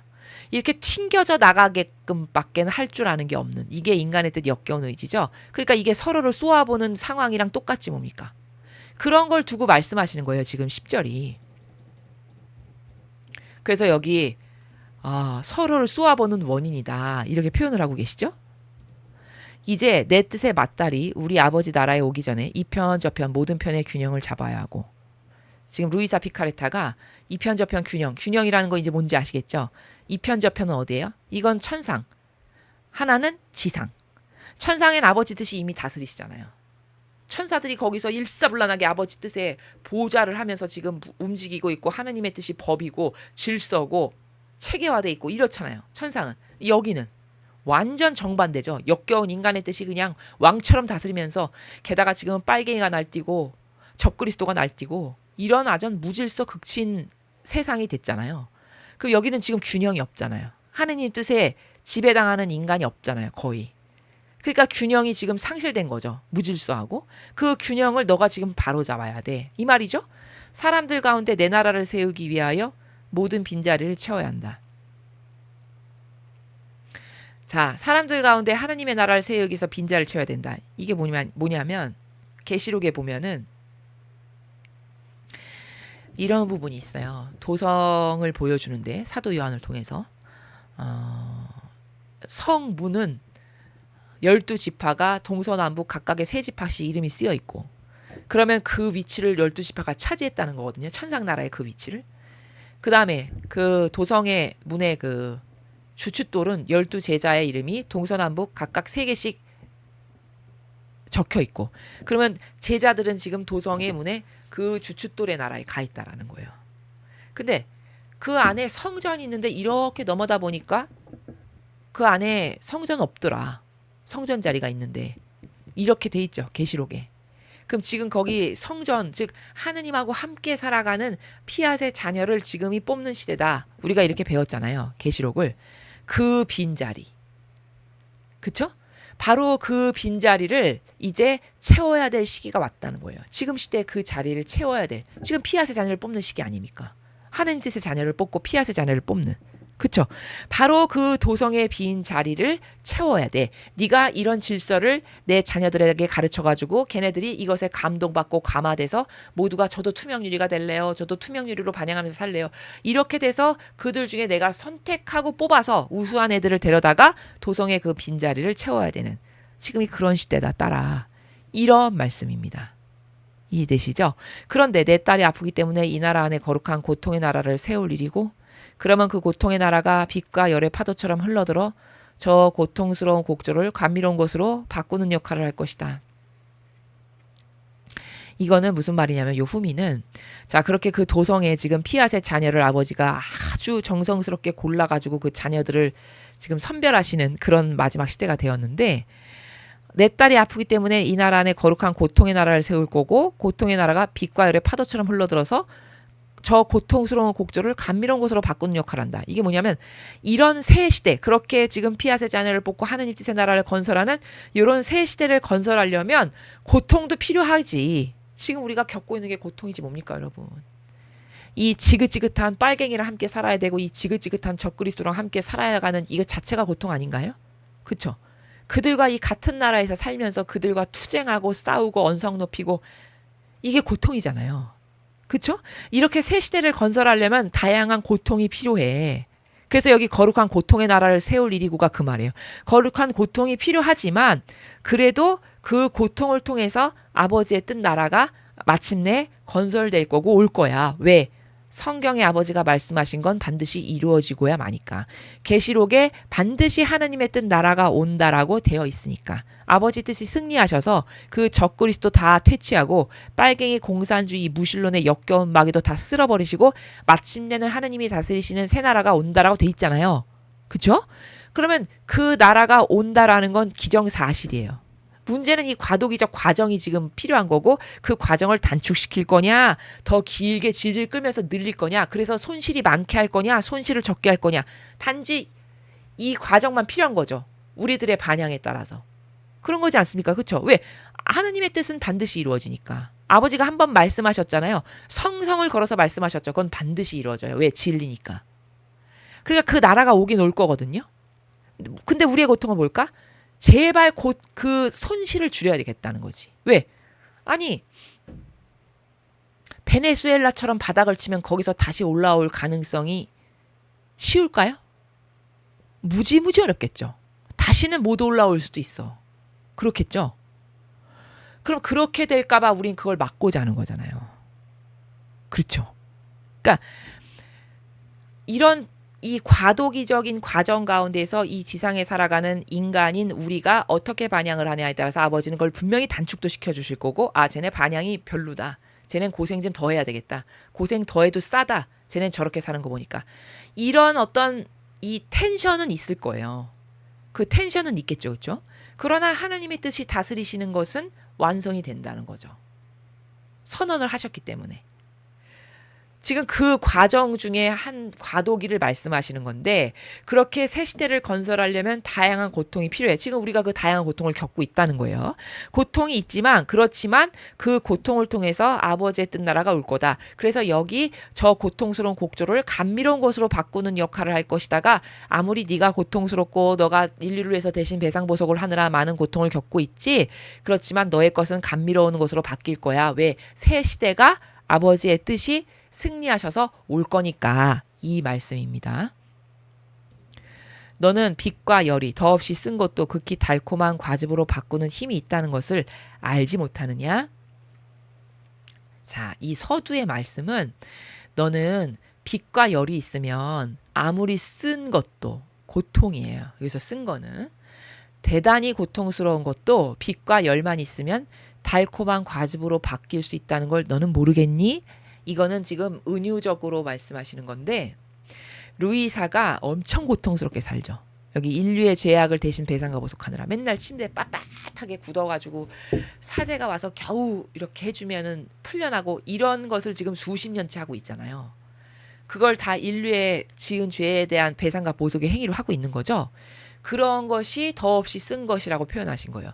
그렇게 루이사의 고통으로 인해서 인류가 많은 용서를 받죠. 왜? 대신 이렇게 감당하는 사람이 있으니까 그 감당하는 것만큼 용서를 해주실 수 있잖아요. 아버지는 공정한 계산에 의해서. 그렇죠? 그럼 인류가 루이사 피카레타 덕분에 많은 것을 용서받고 탕감을 받는 거죠. 그리고 루이사로의 이런 고통으로 인해서 인류가 새로워질 가능성도 많죠. 왜? 이분이 대신 고통을 당하니까. 그것을 빗대어서 은유적으로 말씀하시기를 얘야 빛과 열이 있으면 아무리 쓴 것도 달콤한 과즙으로 바뀔 수 있어. 네가 그렇게 쓴 고통을 아무리 당해도 있지 너의 그런 크나큰 희생 때문에 달콤함과 과즙으로 바뀐다는 건 인류가 은총도 받고 너 때문에 새로워질 수도 있어. 이것을 빗대어서 이렇게 말씀하시는 거예요. 우리 성삼위의 의지 안에서 사는 내 딸인 너에게 너의 고통과 열, 너를 죽이면서도 죽지 않게 하는 내 부재의 내적 고통을 우리 끝없는 경계 안으로 흘러들게 할 일이 맡겨져 있다. 자, 바로 루이사의 고통에 대해서 논하고 계시죠? 제가 여러분에게 말씀드린 것처럼 우리 성삼위 의지 안에서 사는 내 딸인 너가 너의 고통, 열, 너를 죽이면서도 죽지 않게 하는 부재의 고통 이런 걸 지금 언급을 하시잖아요. 루이사의 고통을. 그쵸? 거룩한 피아단의 저 고통스러운 곡조를 휩싸고 그 안에 감미롭고 조화로운 음의 연속을 형성하여 하느님의 뜻과 인간의 뜻이 더 이상 서로 쏘아보지 않고 화해하게 하는 것이다. 자, 지금 이렇게 루이사가 이런 엄청난 고통을 겪음으로써 루이사가 피아스로 겪는 그 고통 때문에 이제 많은 용서를 인류가 받고 은총을 받아서 하느님의 뜻과 인간의 뜻이 더 이상 서로를 쏘아보지 않고 화해하게끔 하려고 내가 너에게 이런 고통들을 주는 거란다. 라는 말씀을 예수님이 하시는 거죠. 예, 그런 겁니다. 그럼 루이사는 엄청난 일을 지금 하고 있는 거죠. 인류를 위해서. 그렇죠? 또 그분은 이어서 말씀하셨다. 딸아, 너는 내가 너에 대해 느끼는 것을 이해하지 못할 것이다. 그것은 기쁨과 행복감인데 내가 네 안에서 내 뜻의 나라의 첫 열매를 보는 까닭이다. 자, 예수님은 루이사를 보면 기쁘고 행복하시대요. 왜? 뭘 보고 기쁘고 행복하실까? 남은 지금 힘들어서 고통으로 맨날 식음을 전폐하고 거의 실신할 지경인데 뭐가 기쁘고 행복하실까요? 예수님은 본질을 보시죠. 사람은 겉을 보고. 예수님은 이 영혼의 이런 고통을 통해서 인류가 받게 될 은총, 그 이후에 루이사를 닮은 후손, 즉 우리들이죠. 우리들 같은 영혼이 태어날 것들, 이런 다채로운 열매들을 다 보시는 거예요. 동시다발적으로. 후대에 있을 일까지 미리. 그러니까 기쁘고 행복하신 거예요. 납득이 되시죠? 예, 그런 거예요. 내가 네 안에서 내 뜻의 나라의 첫 열매를 보는 까닭이라고 이렇게 밝히시죠. 첫 열매지. 하느님의 뜻 나라를 건설하는 게 루이사부터 시작된 거니까. 맞죠? 그러니까 지금 여기 첫 열매라고 예수님이 표현하신 건 아버지 뜻이 세워지는 것을 루이사라고 하는 영혼의 고통을 통해서 이 고통을 감당함으로써 인류가 이렇게 하느님의 뜻 영성도 우리가 이렇게 지금처럼 배울 수 있게 됐고 이걸 접할 수 있게 됐고 깨달을 수 있게 됐고 알게 됐고 그래서 우리가 이걸 갈망까지 하게 됐고 이런 다채로운 열매들이 생기고 또 이 분 자체가 첫 번째 열매고 이런 기타 등등으로 해서 내가 너를 보면 있지 기쁘고 행복하단다. 이런 말씀이세요. 만물 열매의 즐거움을 오직 내 뜻의 나라에서 사는 사람만이 만들어낼 수 있는 음악의 만물 열매를 보는 것이다. 맛배를 말씀하시는 거죠. 이분이 첫 번째니까. 왜냐하면 그런 사람은 우리 뜻 안에 있는 우리의 모든 곡조를 그 자신의 것으로 삼아 내 나라에서 그의 아름다운 음악을 만들기 때문이다. 자, 여기 중요한 부분이 이게 있어요. 우리의 모든 곡조를 그 자신의 것으로 삼아 이렇게 표현했어요. 루이사를 두고 하시는 말씀인데 하느님 아버지의 뜻이 주시는 고통을 그 자신의 것으로 삼아는 자신의 것으로 받아들여서 지금 고통을 받고 있죠. 그렇죠? 그러면 이분이 고통을 인류를 대신해서 받음으로써 많은 것들이 인류는 탕감도 받고 용서도 받고 새로워도 줄 수 있고 이렇게 기회도 우리처럼 이런 기회도 생겼고 기타 등등이 다양한 것들이 창출이 되죠. 아름다운 다양한 열매가.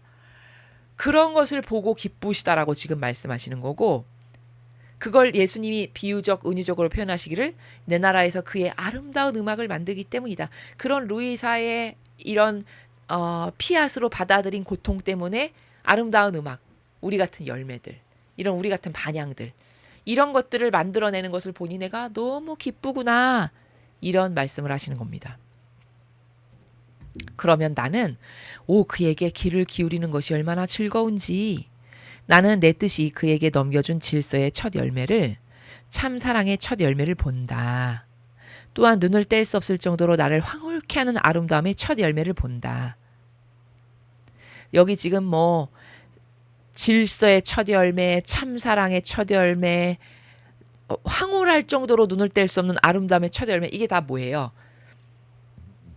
루이사 피카레타는 기본이고 이분이 첫 번째니까 그분뿐만 아니라 그분을 통해서 사실적으로 맺어질 열매들인 후대의 우리들 같은, 여러분 같은 이런 반향을 하는 영혼들을 보니까 너무너무 즐거운지, 그들에게 귀를 기울인 게 내가 얼마나 즐거운지 이런 표현을 하시는 거예요. 나는 그래서 너의 모든 행위들을 너 이전에는 아무도 내게 준 적이 없는 첫 행위들로 본다. 그렇죠. 지금 루이사 피카레타를 통해서 하느님의 뜻 나라를 우리도 처음 알게 됐잖아요. 그러니까 그 이전엔 아무도 하느님의 뜻 나라? 그게 뭔데? 들어본 적도 없었어요. 전해주는 사람도 없었고 이분이 처음이에요. 이분을 그거를 전하기 위해서 선택된 영혼이잖아요. 이분이. 그렇죠. 그러니까 다 하는 게 첫 번째야. 이분이 하는 게. 그래서 다 여기 보면 뭐 첫 열매, 첫 사랑의 열매 이렇게 표현하시고 여기도 그래서 보면 너 이전엔 아무도 내게 준 적이 없는. 그렇죠. 첫 행위들로 본다. 지금 하느님의 뜻, 피앗의 나라, 피앗의 자녀들, 피앗의 자녀, 의지의 자녀, 뜻의 자녀 이런 것을 그 우리들 이전에는 아무도 알지 못했는데 지금 루이사를 통해서 기점으로 해서 이 뜻을 받아들인 영혼들이 맺은 다양한 아름다운 열매 반향들을 보고 예수님이 이렇게 기뻐하시는 나라를 계속 언급하시는 거죠. 만물과 일은 언제나 가장 애호를 받고 사람들의 마음을 끌며 그들의 더 없는 즐거움이 된다. 그러니까 왜 만물 과일이 언제나 가장 애호를 받고 사람들의 마음을 끌며 더 없는 즐거움이 된다는 건 무슨 말이냐면 이런 거예요, 여러분. 우리도 왜 이런 거 있죠. 내가 태어나가지고 사회생활을 해가지고 처음 차를 샀어. 예를 들어서 내가 자가용이라는 거를 처음으로 샀어. 그럼 그게 만물 과일이죠. 그렇죠. 그렇게 내가 한 푼 두 푼 모아가지고 사회생활하고 초년생 때 이렇게 해서 알뜰살뜰해가지고 처음으로 샀어, 차를. 그럼 막 쓸고 닦고 호호 불고 기스 갈까봐 돌멩이 하나 튄 거 아니야? 바퀴 어디 잠든 거 아니야? 갔다 오면 막 쓸고 이렇게 하지 않나요? 사람도 그렇게 하죠. 그쵸? 그럼 그게 뭐예요? 첫 번째니까 너무 나에게 소중한 거죠. 그래서 만물과일은 가장 애호를 받고가 그 차원을 말씀하시는 거예요. 그 나라. 우리도 똑같죠. 예수님의 이 지금 표현의 나라를 우리도 갖고 있는 거예요. 왜냐하면 아버지를 닮은 자녀이기 때문에 아버지가 가지고 계신 기호를 우리도 그대로 갖고 있습니다. 그러니까 예수님이 말씀하신 이 나라가 이해가 너무 잘 가죠. 우리도 저런 속성이 있으니까. 마음을 끌고 더 없는 즐거움이 된다. 그냥 그 차는 경차여도 좋아. 나한테 그냥 경차여도 그게 가장 소중한, 너무너무 소중하고 아끼는 차야. 첫 번째 것은 그렇잖아요. 그렇죠? 그런 것을 말씀하시는 거예요. 그런 나라. 그것과 비슷한 것들이 만물, 과일 다음에 오는 것은 그 첫 행위의 힘에 의해 다른 비슷한 행위들이 형성될 수 있기 때문이니 모든 영광이 첫 행위에 있는 것이다. 그렇지. 첫 번째가 가장 애호를 받고 선호를 받고 즐거움을 받고 하하호호하고 그냥 쓸고 닦고 털고 호호 불고 하지만 그 다음에 오는 것들은 첫 번째 것에서 파생된 것들이잖아요. 그렇죠? 차를 이제 10년 탔어. 폐차해서 두 번째 걸 샀어. 그러면 차를 처음 마련했을 때만큼 막 설레고 기쁘고 호호 불고 그 정도만큼은 아니잖아요. 약간 반감이 되지. 그렇죠? 이런 게 있어요. 인간도. 그런 것처럼 지금 예수님이 빗대어서 말씀하시는 게 그 첫 행위의 힘에 의해 다른 비슷한 행위들이 형성된 거지. 만물 다음에 오는 건 맞잖아요. 정확히 맞죠. 그렇죠? 그러니까 모든 영광이 첫 행위에 있는 것이다. 그러니까 기틀이 하나 딱 세워졌어. 그러면 그 기틀이 계속 보존되어 나가면서 즉 루이사가 이렇게 딱 이것을 정했어. 그러면 우리가 앞으로 하나님의 뜻 나라를 전하고 피앗을 전하고 할 때 루이사를 빼고 전할 순 없잖아요. 그렇죠? 왜? 이분이 전해주신 거니까. 이거 루이사 피카레타에 의하면 이렇게 말씀하셨고 그분이 이렇게 한 걸 보면 이렇게 했고 이렇게 뺄 수 없죠. 즉 그 모든 기틀이 세워졌고 그 기틀의 근거에서 파생되는 거니까 그 기틀에 모든 영광이 있다. 여기로 해서 모든 영광이 첫 행위에 있는 것이다가 그 말이에요. 루이사를 빼고는 논할 수도 그 후손이 아무리 대단하고 훌륭한 게 탄생했다라고 해도 논할 수도 없고 그걸 빼고 말할 수도 없는 그런 것이란다. 맛배 만물은 그래서 중요한 거야. 이렇게 말씀하시는 거죠.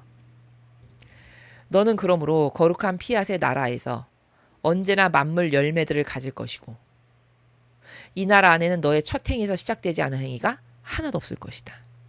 그러니까 지금 루이사 피카레타를 통해서 우리가 하나님의 뜻 나라, 하나님의 뜻 영성, 피앗의 자녀, 뭐 뜻의 자녀, 의지의 자녀 이런 기타 등등을 다 알게 됐고 이런 정신세계를 지금 펼쳐나가고 있고 고도적인 거를 추구하고 하고 있잖아요.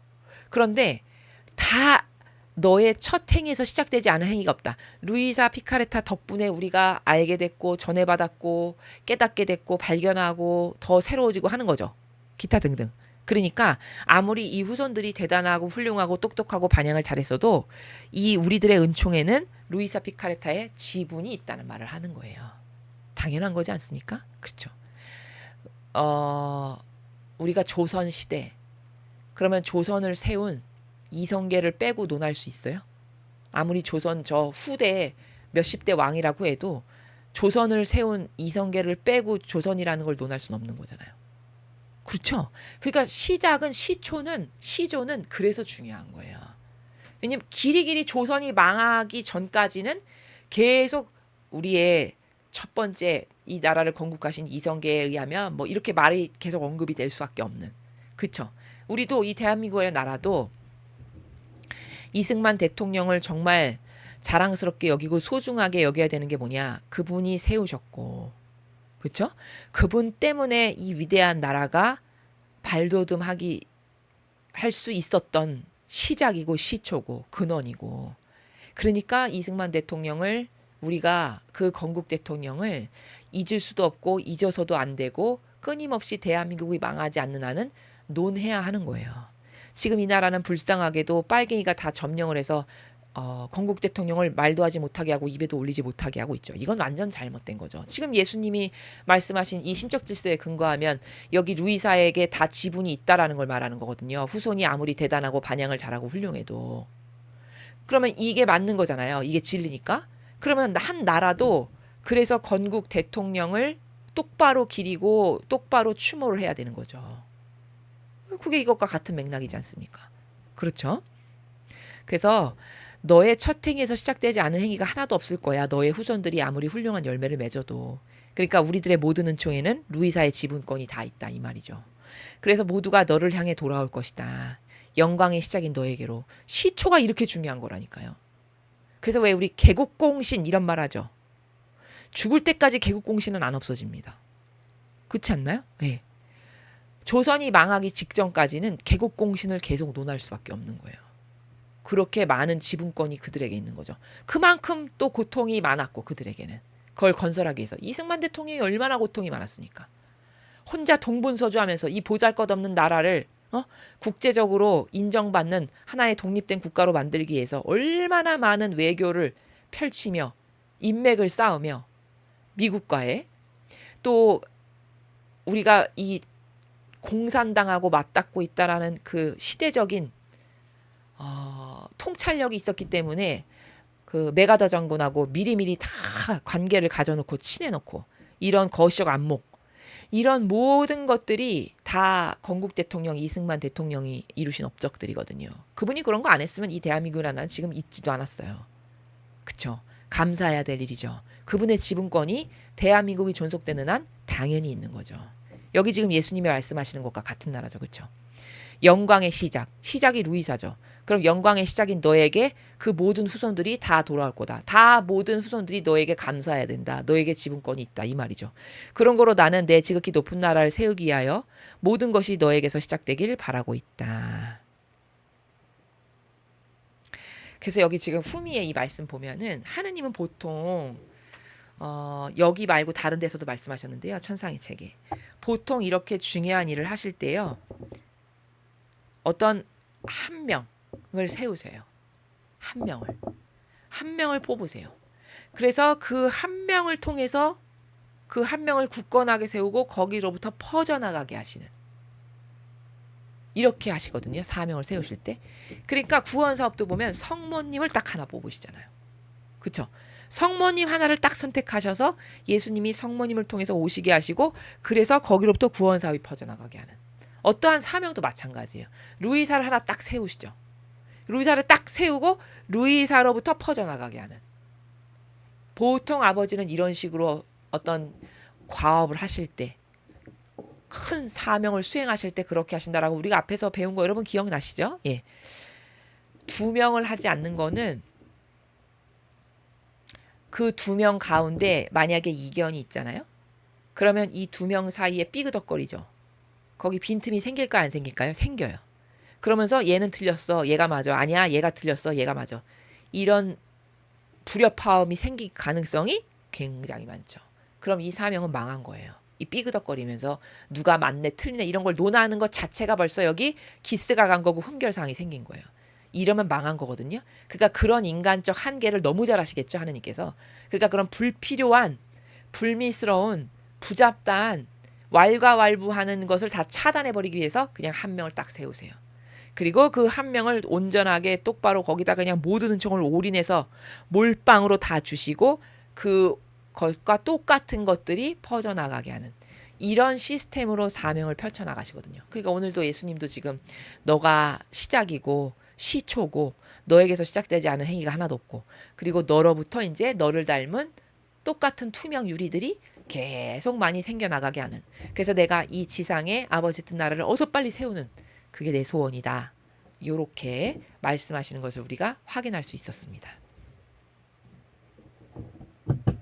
자, 오늘 우리가 배운 것은 가장 중요한 건 오늘 우리가 배운 거에서 가장 중요한 건 여러분 균형입니다. 균형. 균형이 무슨 뜻인가? 자, 이건 균형 제 팔이 지금 여러분 수직으로 보이세요? 예, 이게 균형이라고 하면 이렇게 된 건 균형이 아니죠. 하느님은 이런 균형을 맞추시려고 하신다는 거거든요. 자, 그런데 지금 이런 균형이 다 이렇게 돼 있어요. 천상은 하느님이 다스리시죠. 이 지상은요. 못 다스리죠. 그럼 하느님의 뜻이 천상에는 있고 지금 지상에는 없죠. 이 불균형 상태죠. 이걸 균형을 맞추시겠다는 거예요. 루이사 같은 사람들이 많아지게 함으로써. 그런 투명 유리로 반향하는 영혼들이 많아지게 함으로써. 자, 그 다음 또 균형에서 우리가 배웠던 건 뭐냐. 각각의 인간 개개인도 지금 불균형 상태에 있어요. 모든 인간은. 어떻게 불균형이냐. 우리는 영혼과 육신이 있죠. 그렇죠? 근데 거의 대다수는 영혼은 아주 소말리아 난민처럼 삐뚤어지게 만들어 놓고 육신만 포동포동 살찌워서 살아가죠. 그렇죠? 자기 뜻, 인성, 기호, 정서, 경향, 내 뜻, 내 정서, 내가 원하는 거, 내 선. 이걸로 그냥 왕처럼 섬기죠. 육을. 그리고 영혼은 관심도 없어. 영적인 거 하나도 몰라서 영혼이 삐뚤어지면서 말라 죽어가도 그거 내 알 바 아니고 잘 모르겠고. 이런 불균형 상태에 있죠. 이것도 균형으로 맞춰야 된다는 거예요. 육신도 영혼도 하느님의 뜻에 똑바로 반영하여 행위를 하는 그런 균형으로 맞춰야 된다.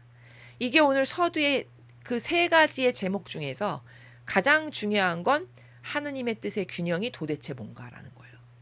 이런 균형을 지금 2가지의 관점으로 제가 말씀드렸습니다. 균형. 이것 말고도 찾으려면 얼마든지 많은데 가장 대표적인 건 이 2가지를 오늘 우리가 배웠습니다. 자, 나는 과연 하느님의 뜻의 균형과 조화를 이루면서 살아가는 존재인가? 또 천상과 지상이 불균형의 가운데 지금 살아가고 있는데 그 균형을 맞추기 위해서 하느님의 뜻이 이 지상을 다스리셔야 되는데 어서 빨리 다스리시기를 나는 갈망하며 그런 다스리실 수 있는 반향을 하는 존재가 내가 지금 되어드리고 있는가? 이런 것을 여러분이 한번 점검해 보시고 되돌아보시고 오늘 우리가 이걸 배웠으니까 이제 균형 있게 반향을 하는 여러분이 되셨으면 좋겠습니다. 이상으로 천상의 책 20권 47장 해설 강의를 마치겠습니다. 감사합니다.